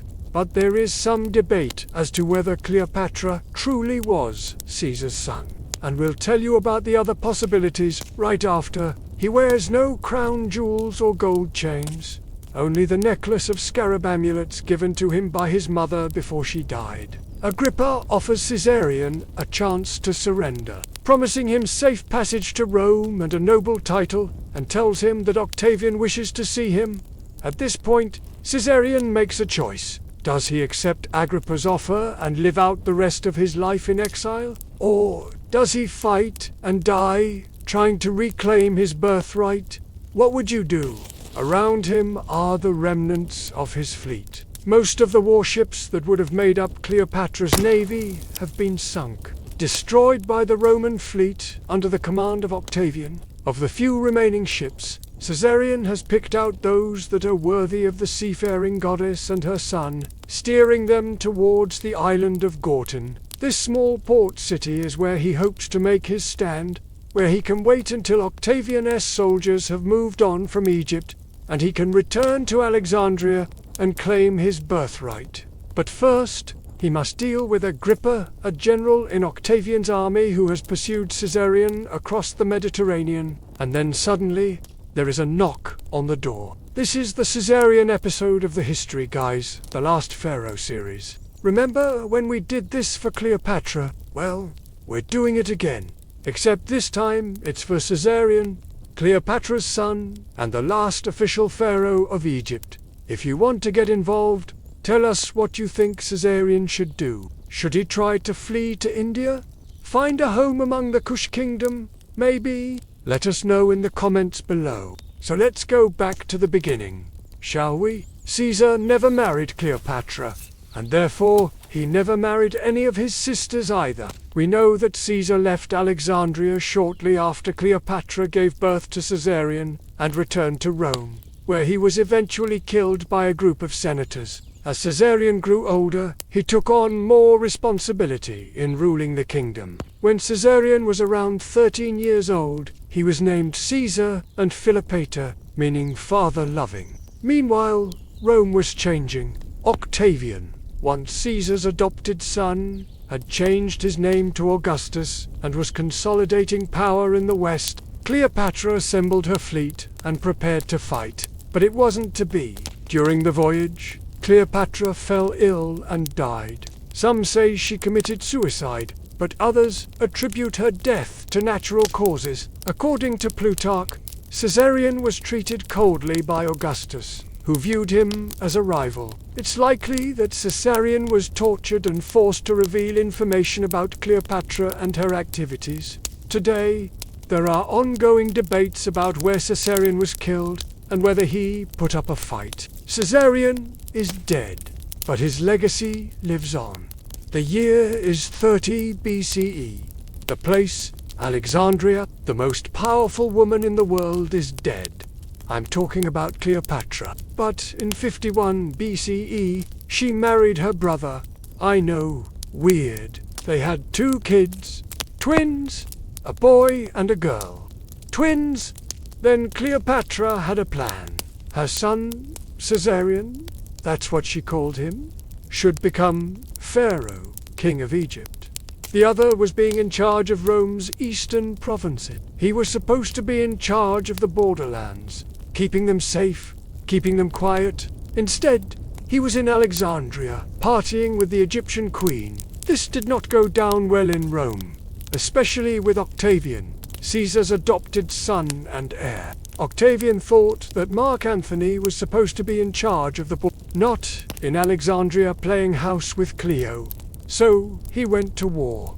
You see, back then, the whole Egypt thing wasn't a country, it was a kingdom. Remember that scene in the movie Cleopatra where Richard Burton throws a tantrum, throws gold coins at people, insults them, scares them? See, after Cleopatra died, he took her son, made him an official Roman citizen, and raised him in Rome.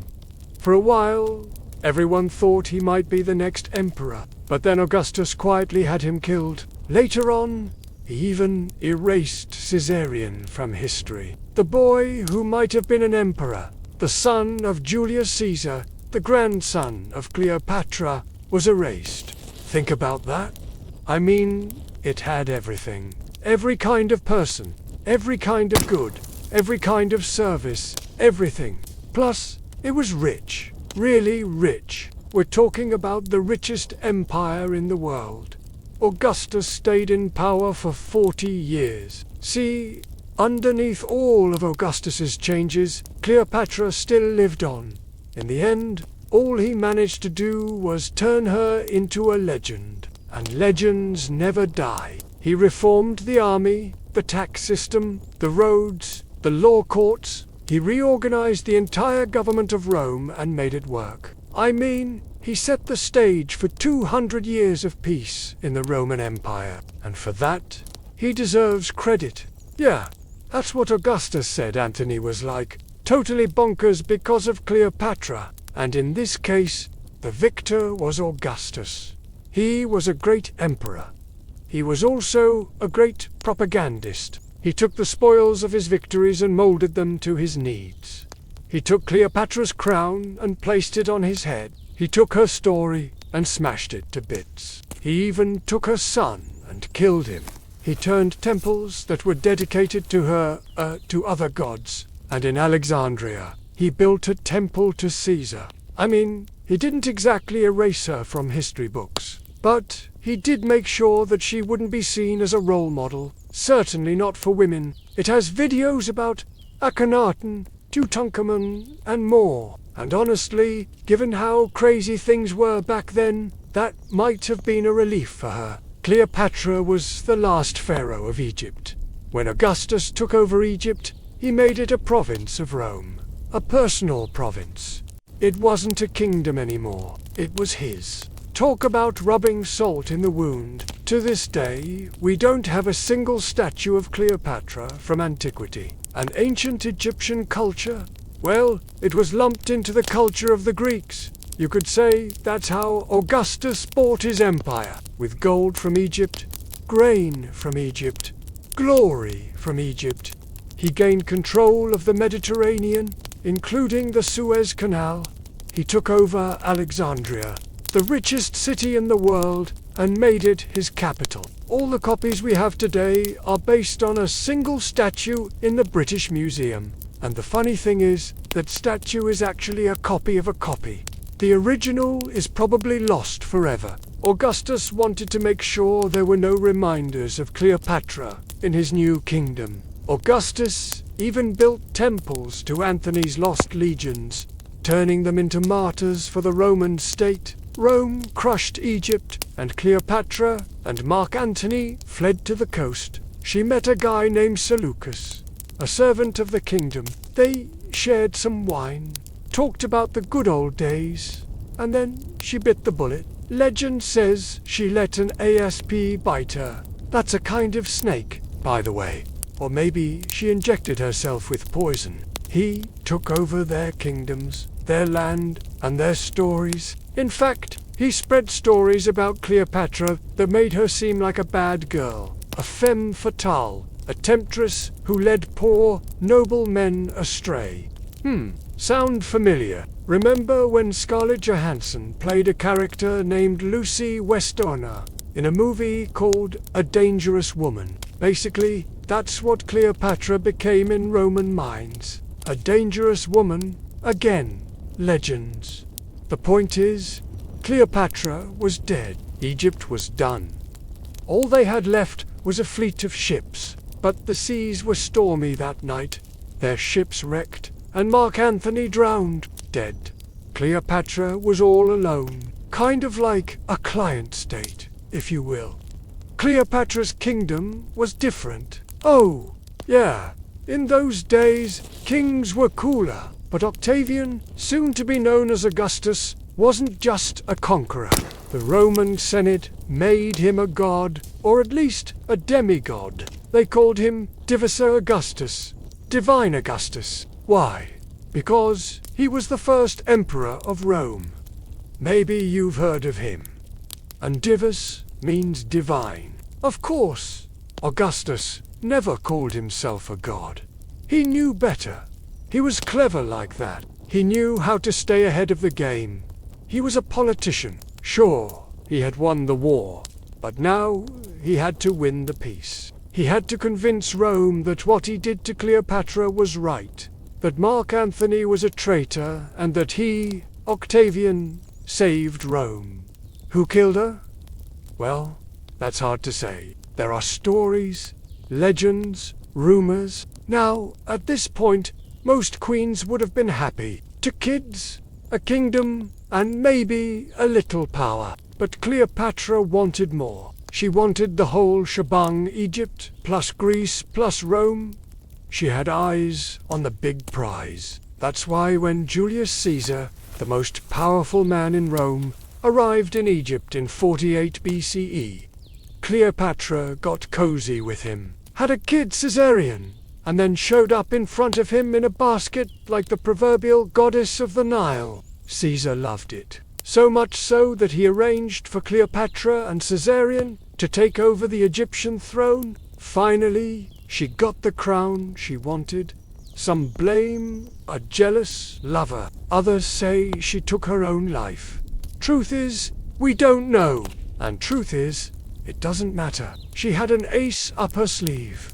Mark Antony, a Roman general who also had eyes on the prize. Soon enough, Cleopatra and Mark Antony were having a blast in Alexandria, ruling the known world together, partying with feasts and fireworks and endless amounts of wine. That's how it seemed. But back in Rome, there was a problem. Because when the most powerful woman in the world dies, whether by poison or sword or her own hand, the real story begins. See, Cleopatra was born in 69 BCE. That's 200 years before Jesus Christ. She was a queen, the last of her line. Anyway, after her son was born, Cleopatra kicked her brother out of bed, out of the palace, out of Egypt. But soon enough, Caesar was stabbed to death in the Roman Senate. But Cleopatra didn't care. See, Mark Antony had 2 jobs. Basically, one was being a general. At first, it looked like it would be easy. You know the legend. And across the Mediterranean, in Rome, Octavian stood on the steps of the Temple of Bellona, the goddess of war, and celebrated his victory. First off, he built himself a cult.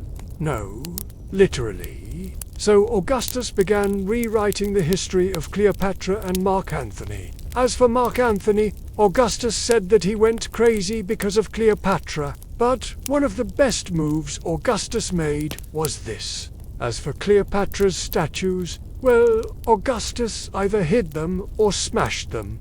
In fact, he went after her memory too. And so Rome's story became the main story. Latin replaced Greek as the language of government. He called his empire a second Egypt. And it kind of was. But here's the thing. History is written by the victors. But you know what? He couldn't take her spirit. He couldn't take her legacy. He couldn't take the soul of Egypt.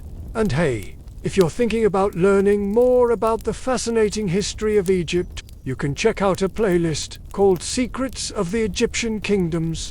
Cleopatra is one of history's most famous women. Famous for her intellect, her beauty, her ambition, her tragic love story. But when we think of Cleopatra, we usually don't think of her as a mother.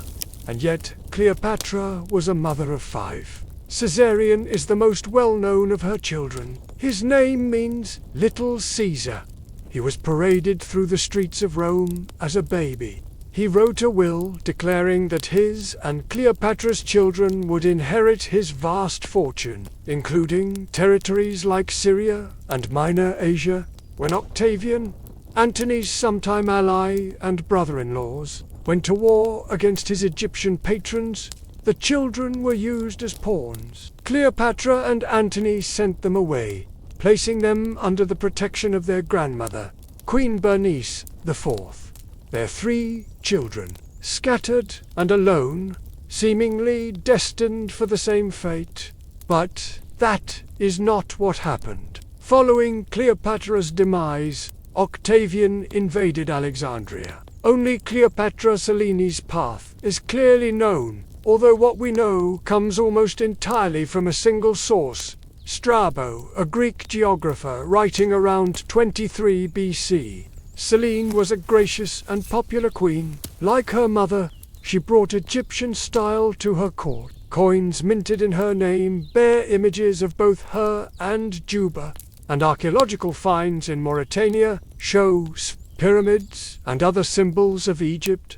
During her husband's absence, Selene ran the kingdom with competence and fairness. Now check out this video on the screen to learn more. She upheld Cleopatra's memory with dignity, finding a balance between Roman order and Egyptian grace. Some say she even named her son Ptolemy to honor the royal line that Rome had tried to end. According to Strabo, Selene married King Juba II of Mauritania, a North African kingdom friendly to Rome. Alexander, Helios, and Ptolemy Philadelphus vanish from records after their patron. Octavia died in 29 BC sadly. The story of Cleopatra's children is one of loss. Both their parents and one of their older brothers perished violent deaths. But despite all these losses, Cleopatra's children managed to survive. They were raised by the ones who conquered her and grew up beneath the statues of their mother's enemies. However, they did not let that defeat them. Cleopatra Selene went on to become a great queen. She upheld her mother's memory with dignity, and even though her brothers' fates are unknown, we can assume they lived good lives. They were proof that legacy is not always about power, but also about survival, memory, and the quiet ways history carries on.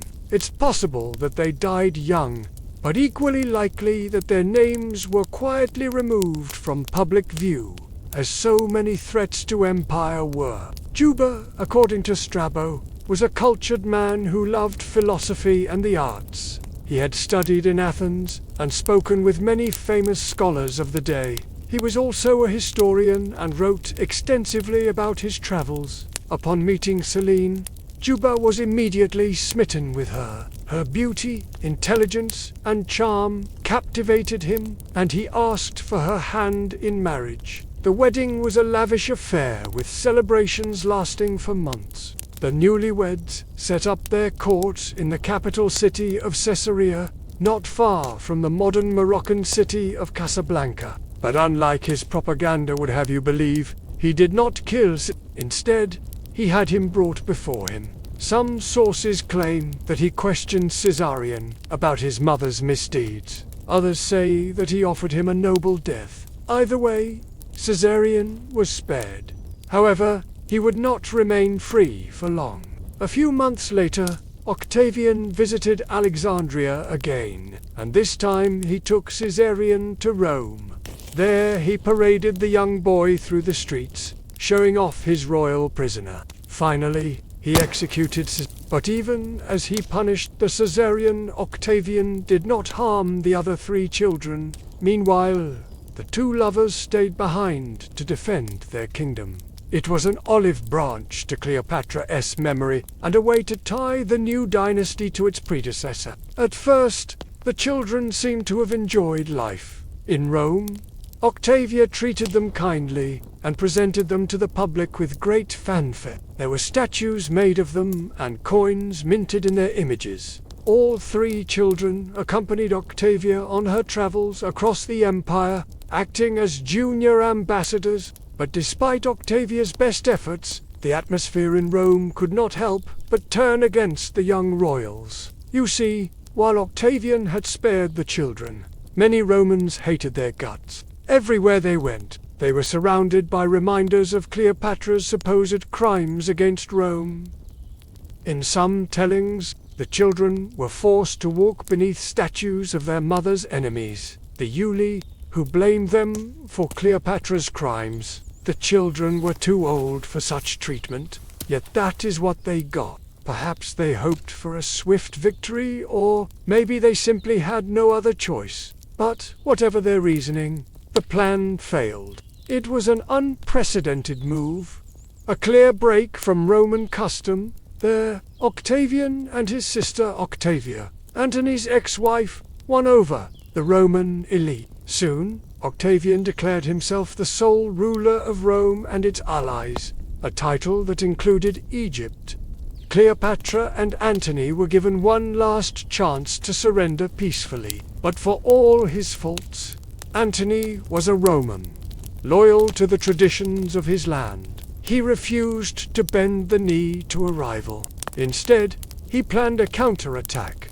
It didn't work. His fleet was crushed at Actium. In 32 BC, faced with defeat, Antony and Cleopatra retreated to Alexandria. There they spent their final days together, planning their demise. They decided to take their own lives, rather than face capture by Octavian. According to legend, Cleopatra allowed an aspi, an Egyptian snake, to crawl beneath her cloak and bite her. Antony died first, holding Cleopatra responsible for his downfall. Then came Cleopatra, dying into the arms of her lover. To make the children heirs apparent, Antony set up a new dynasty.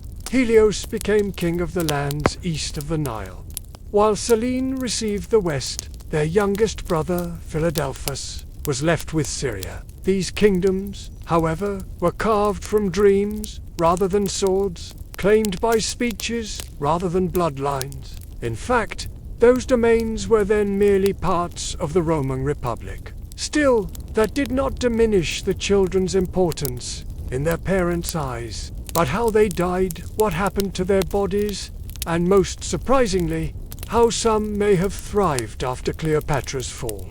Their father was Mark Antony, one of Rome's leading men, a general and politician who had carved out a domain in the eastern Mediterranean. How the relationship started is unclear, but it was passionate and enduring, even as Antony's relationship with his wife, Octavia, deteriorated. He remained faithful to Cleopatra. By the time the twins were born, Antony had come to adore Egypt.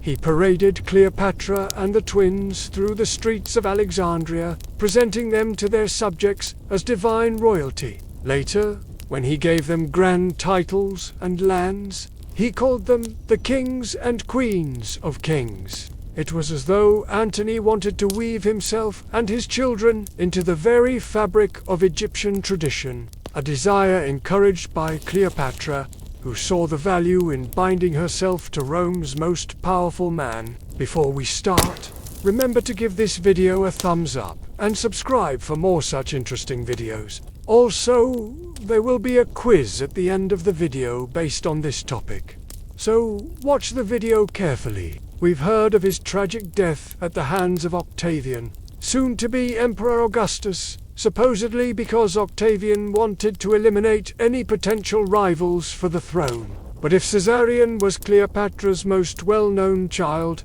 he was not her only child. With Mark Antony, Cleopatra had 3 more children: Alexander Helios, Cleopatra Selene, and Ptolemy, twins, and a younger son born in the final years of Cleopatra's reign.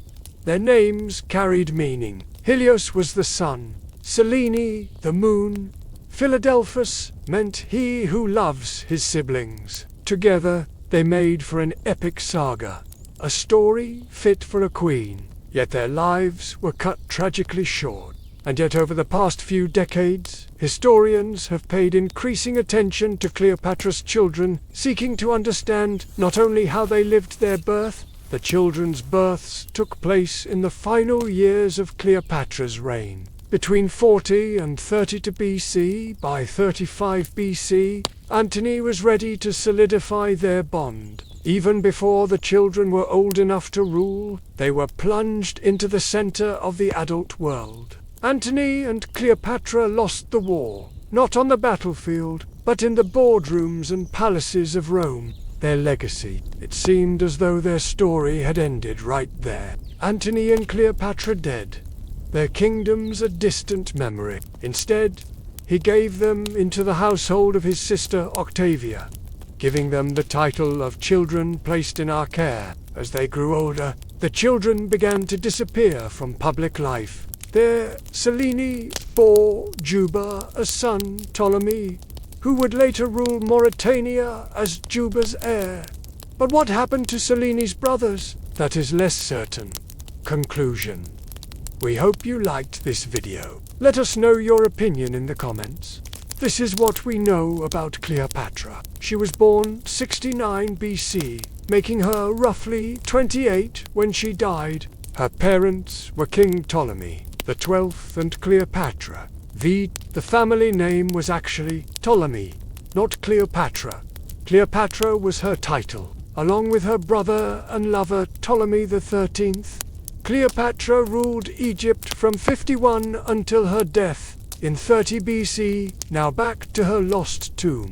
To start, let me take you to the Mediterranean. As co-regents, they steered Egypt through turbulent times. Their reign marked a pivotal moment in history. Civil unrest, natural disasters, and the encroaching forces of Rome loomed large. Through it all, she demonstrated remarkable resilience. During a civil war, she managed to escape and regroup, eventually reclaiming the throne. You see, Octavian had a lot to gain by painting his opponents in a negative light. He wanted to be seen as the righteous conqueror, and portraying his enemies as driven by immoral acts helped him achieve that image. The real Cleopatra, a shrewd leader who fought valiantly to protect her kingdom, was erased from the narrative. The story became a cautionary tale of what happens when you defy Roman authority. When her brother/lover betrayed her, Cleopatra didn't crumble. This grand structure, once the seat of the pharaoh's power, could have concealed her final resting place within its opulent walls. However, the palace, too, is shrouded in mystery, with its exact location long lost to time. Excavations in the vicinity of the ancient harbor have revealed hints of a royal complex, but connecting these remnants to Cleopatra's personal chambers, let alone her tomb, remains a far-fetched idea. Well, that's the mystery that archaeologists are still trying to solve. Her story echoes through the ages, reminding us of a time when the rulers weren't just powerful, but larger than life. The mystery surrounding her burial only adds to her allure. Maybe the secret of where Cleopatra lies will remain just that, a secret. Maybe the greatest treasures aren't gold or jewels, but the stories and mysteries that bind us to the past. So the hunt goes on. Who knows what wonders lie beneath the desert sands, just waiting to be uncovered. This monumental structure could hold valuable clues to the location of her final resting place. And if you want to support us, visit our website. Thank you for joining us on this journey through time. Until next time, keep exploring the past. But without additional evidence, it's challenging to determine whether this enigmatic obelisk is indeed Cleopatra's Needle. Although none of these mummies have been confirmed as Cleopatra's, they do provide valuable insights into the burial practices of the time period. Who knows? Perhaps one day soon they'll stumble upon a mummy bearing her name. The truth is, ancient records are either cryptic or non-existent when it comes to the specifics of Cleopatra's burial. But the search continues, as these artifacts alone cannot confirm that the Queen's final resting place lies here, about 20 miles west of Alexandria. Nestled in a region known as the Western Desert, lies the archaeological site of Osiris Magna.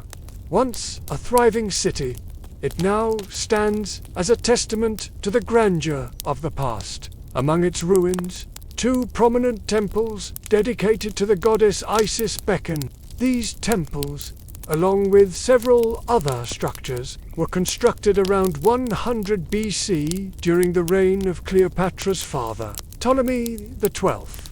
It was here in the temple dedicated to Isis that Cleopatra likely worshipped. The proximity of this site to Alexandria, coupled with Cleopatra's reverence for Isis, makes it a compelling candidate for her burial place. Another theory points towards a temple dedicated to Isis, the goddess of magic and healing, where Cleopatra often portrayed herself. The first is a temple at Kab el-Kabans, which may have served as a mortuary temple for the royal family. The second is the Temple of Isis at Taparis Magna.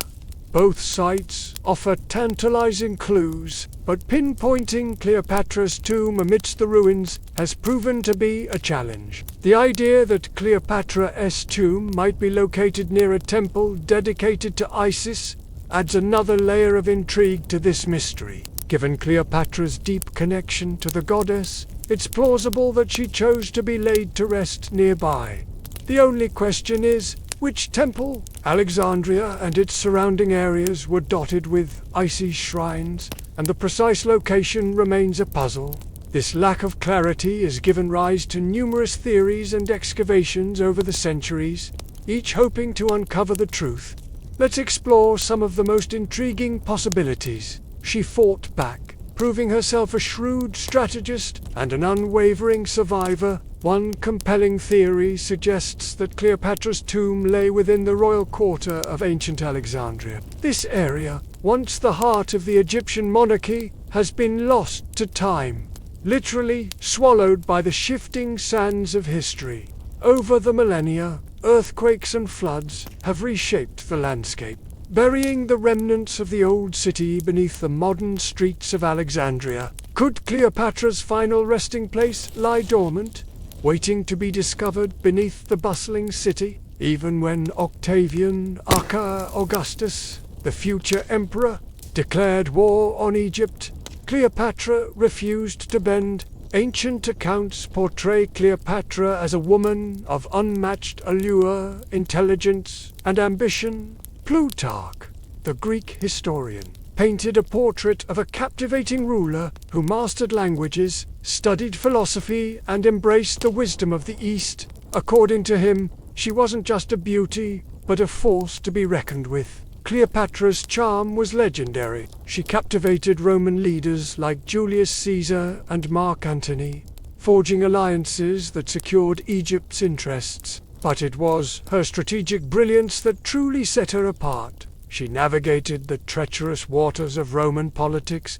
balancing rivalries to protect her kingdom's sovereignty. On its warm waters, off the northern coast of Africa, lies Egypt.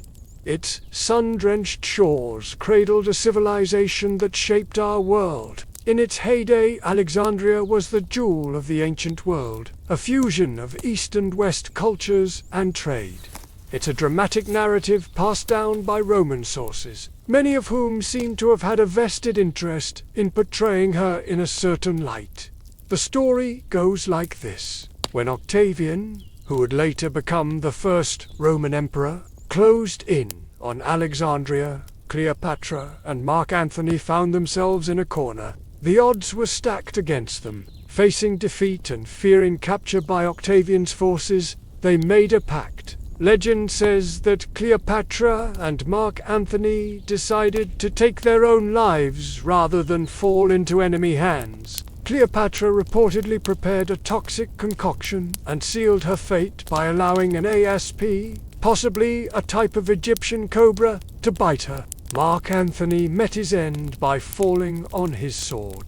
A beacon of knowledge, where the great library of Alexandria once stood home to scrolls and scholars from across the globe. It was here in this vibrant city by the sea that Cleopatra made history. In fact, she's the last active ruler of the Ptolemaic kingdom of Egypt, the last pharaoh.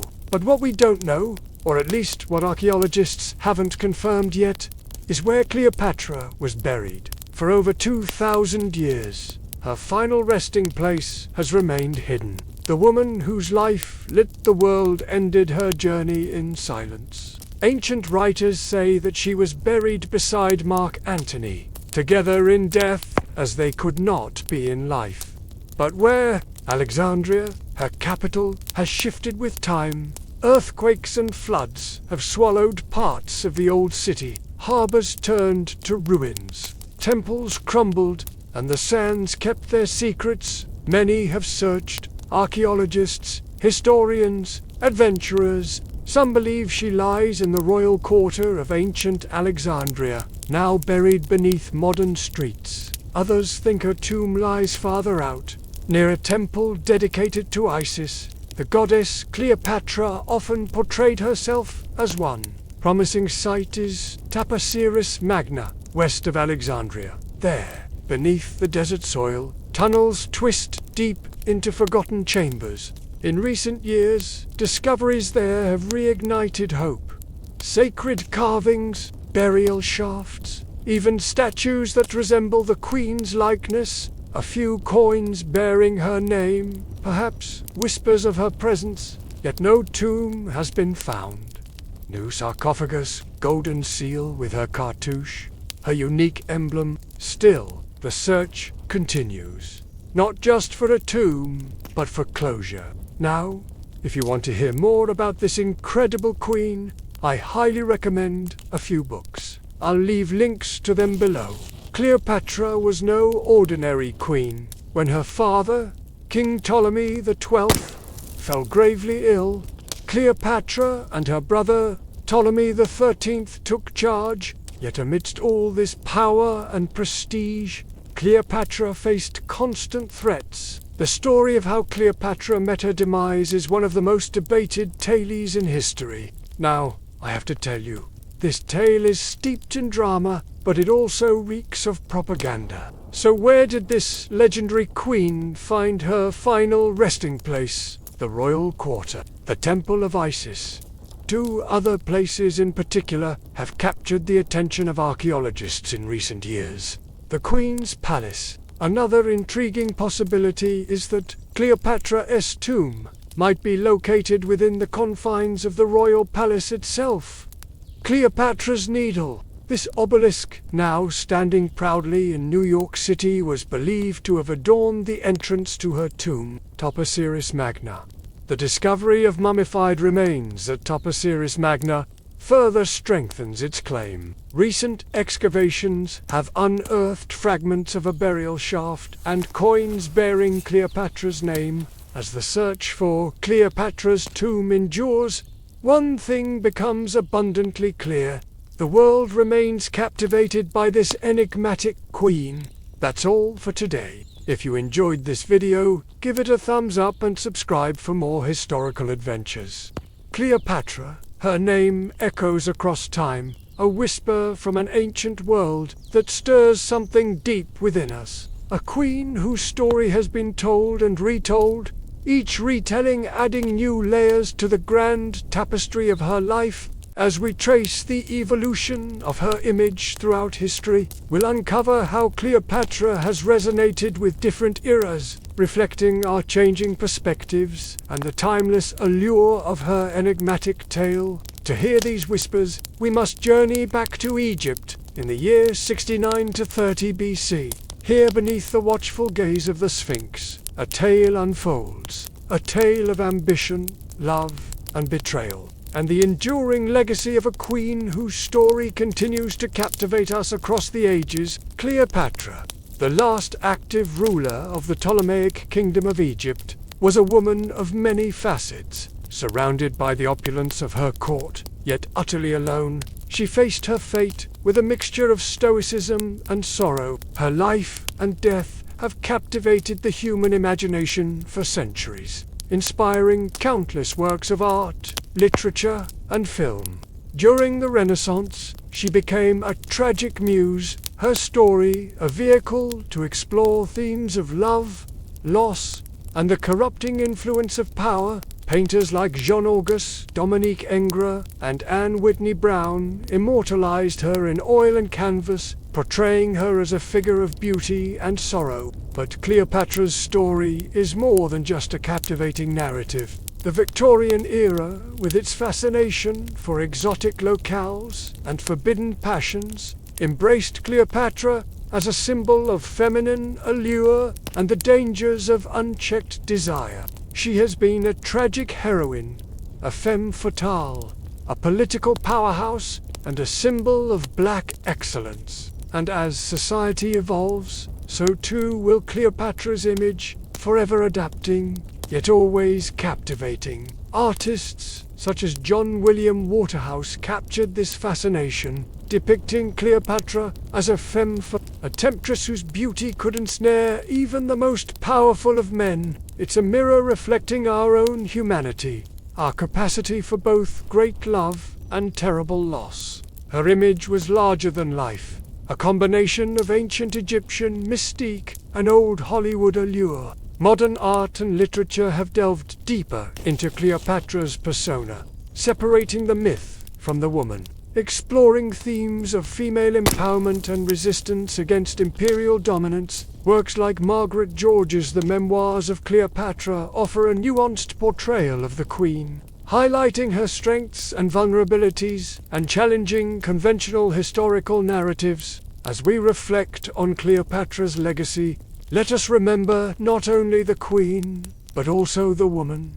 Artists and scholars alike are reclaiming Cleopatra's narrative, celebrating her as a symbol of Black excellence and African agency in ancient times. Let us marvel at her intelligence and resilience, mourn the depths of her despair, and recognize the timeless truths her story embodies. For, in the end, Cleopatra's tale is not just a relic of the ancient world, but a timeless testament to the complexities of the human experience. The arrival of Octavian's forces marked the beginning of the end for Cleopatra and her kingdom. Trapped in her own gilded cage, she contemplated her options, knowing that surrender meant losing not just her crown, but her very identity. The suicide pact with Mark Antony, a desperate attempt to defy her conquerors, became her last act of defiance, a tragic display of love and loyalty in the face of overwhelming odds. The discovery of the severed heads of Antony and Cleopatra, a grim trophy of Octavian's victory, serves as a sobering reminder of the brutal realities of ancient warfare and the high cost of ambition. The tale of their demise, often romanticized in popular culture, was in reality a stark and brutal affair, a chilling testament to the ruthlessness of the ancient world. Cleopatra's decision to take her own life rather than submit to her enemies showcased an indomitable spirit, a refusal to compromise her dignity and autonomy in the face of defeat. Her choice, though agonizing, was a powerful statement of self-determination and an act of defiance that continues to resonate with audiences even today. She was a diplomat, a strategist, a lover, and a tragic figure whose story has captivated the human imagination for centuries. Born into a world of ancient grandeur and looming threats, Cleopatra navigated the treacherous waters of Ptolemaic Egypt with a mixture of charm, intelligence, and ambition. But her story is more than just the tale of a powerful queen. It's a testament to the human condition, a reflection of our own struggles with love, loss, and the relentless march of time. As we bring Cleopatra's saga to its dramatic close, we'll confront the themes that resonate deeply within us, reminding us of the timeless truths that her story embodies. Cleopatra, born into a world of privilege and peril, navigated the treacherous currents of Ptolemaic Egypt with grace and determination. Her early life, a blend of luxury and intrigue. She was the daughter of Ptolemy, whose untimely demise left young Cleopatra and her younger brother, Ptolemy XIII, as heirs to the throne. Raised in the splendor of Alexandria, they shared the weight of a kingdom and the burden of a fading legacy. The seeds of their tragic tale were sown in this gilded cage, where sibling rivalry would eventually blossom into deadly discord. The siblings wed, a union designed to uphold their dynasty. But it was a marriage in name only. Cleopatra, ambitious and forward-thinking, yearned for more. She desired to revive Egypt's former glory and secure its place in the shifting sands of the ancient world. This ambition, however, would lead them down a path of deceit and destruction. The seeds of betrayal took root when Cleopatra aligned herself with Rome, forging a bond that threatened to eclipse Egypt's sovereignty. But was she a traitor or a shrewd strategist, playing a game of survival in a world dominated by empires? Enter Cleopatra, the last active ruler of the Ptolemaic Kingdom of Egypt. Her lineage can be traced back to Alexander the Great, a legacy that bound her to the vast Macedonian Empire. But Egypt was hers by birthright. The Nile coursed through her veins. The pyramids echoed in her laughter. And yet, her world was crumbling. The mighty Roman Republic loomed on the horizon, casting long shadows over her kingdom. The whispers grew louder. Was Cleopatra merely a pawn in the grand game of power? Or was she the architect of her own destiny? Welcome to this channel, and today we're diving into the captivating saga of Cleopatra. The once proud Egyptian kingdom had become a client state of Rome.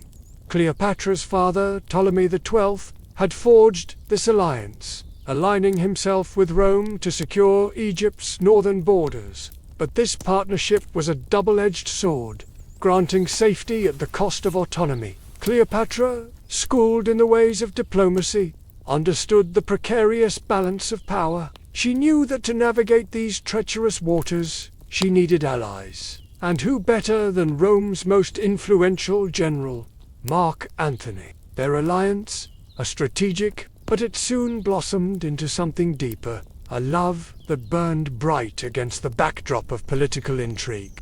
Their union, however, was a scandal. Antony, a married man, and Cleopatra, already wed to her brother, Ptolemy XIII, were treading dangerous ground. Society's whispers turned into roars: betrayal, lust, decadence. The charges against them were many, painting a distorted picture of their bond. Yet amidst the cacophony, their love story endured. But how accurate is this depiction of Cleopatra and Antony's relationship?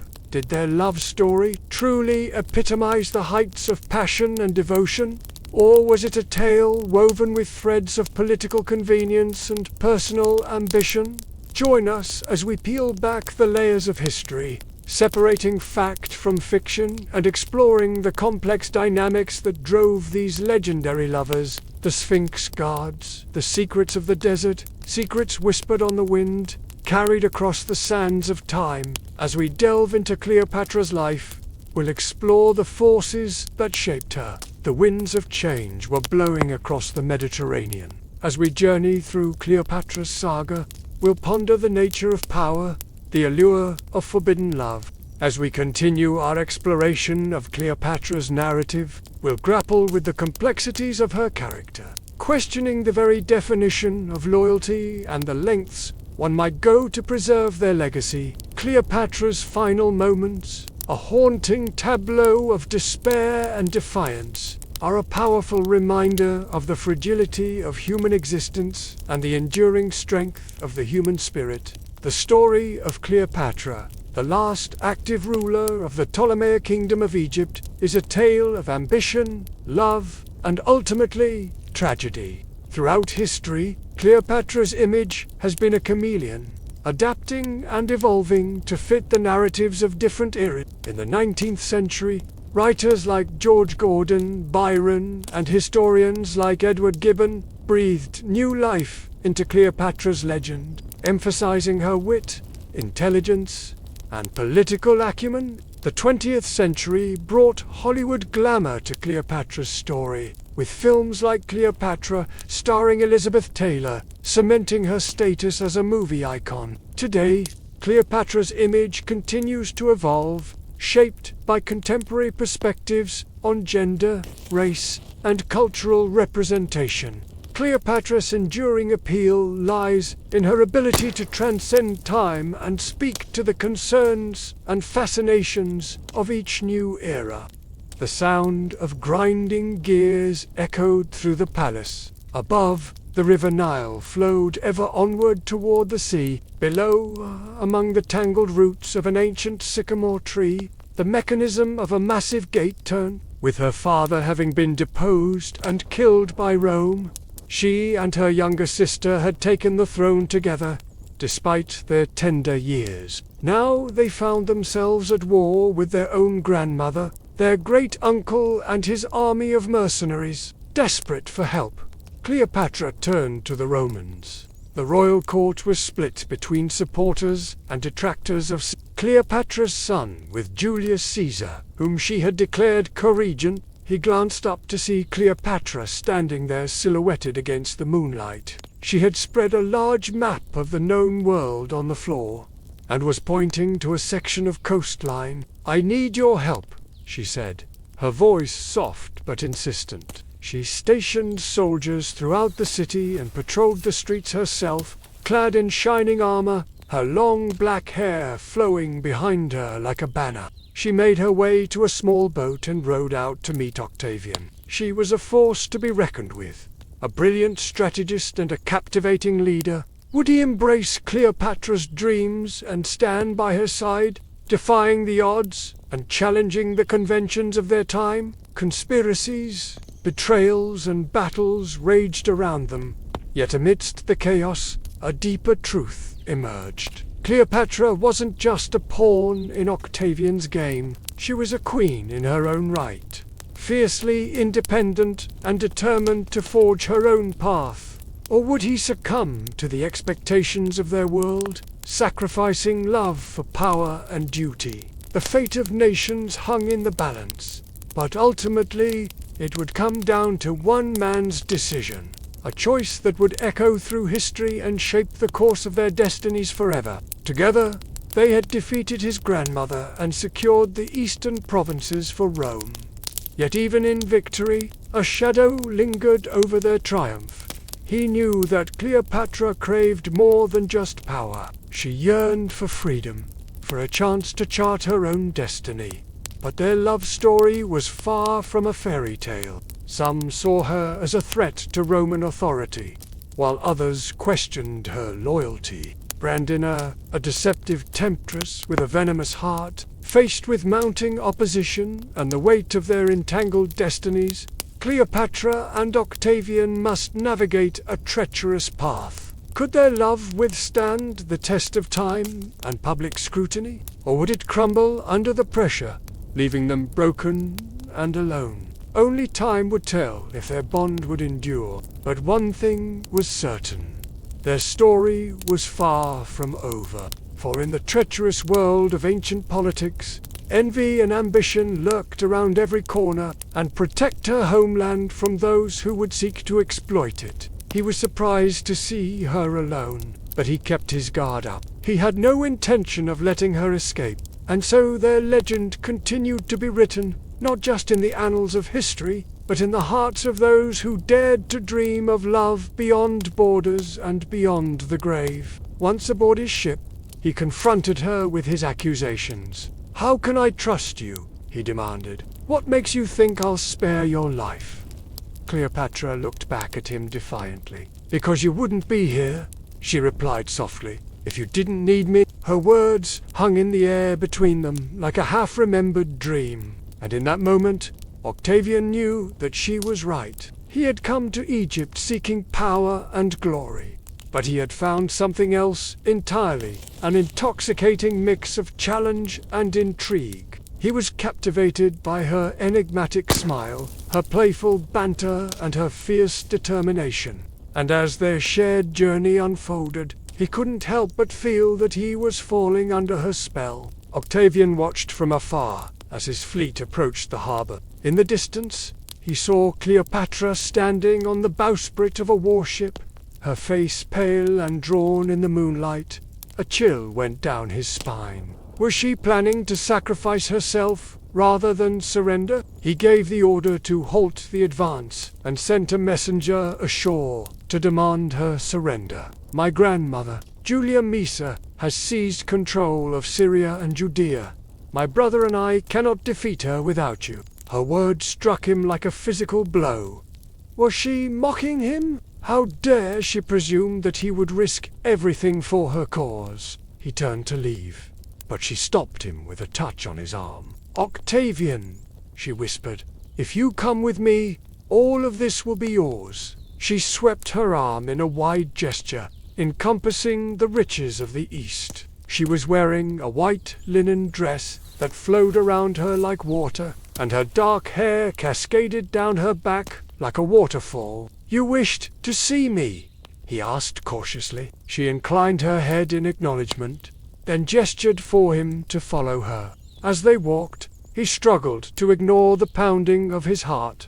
What kind of trap had he walked into? Had he just sailed straight into the arms of his doom, fearing that the boy might be assassinated on his way to the temple where she was staying? Cleopatra sent a small fleet to retrieve Octavian. When they reached the shore, however, she did not go to meet him. Instead, she sent her handmaiden, a beautiful Syrian woman named Ino. Shame washed over Octavian as he realized what he had done.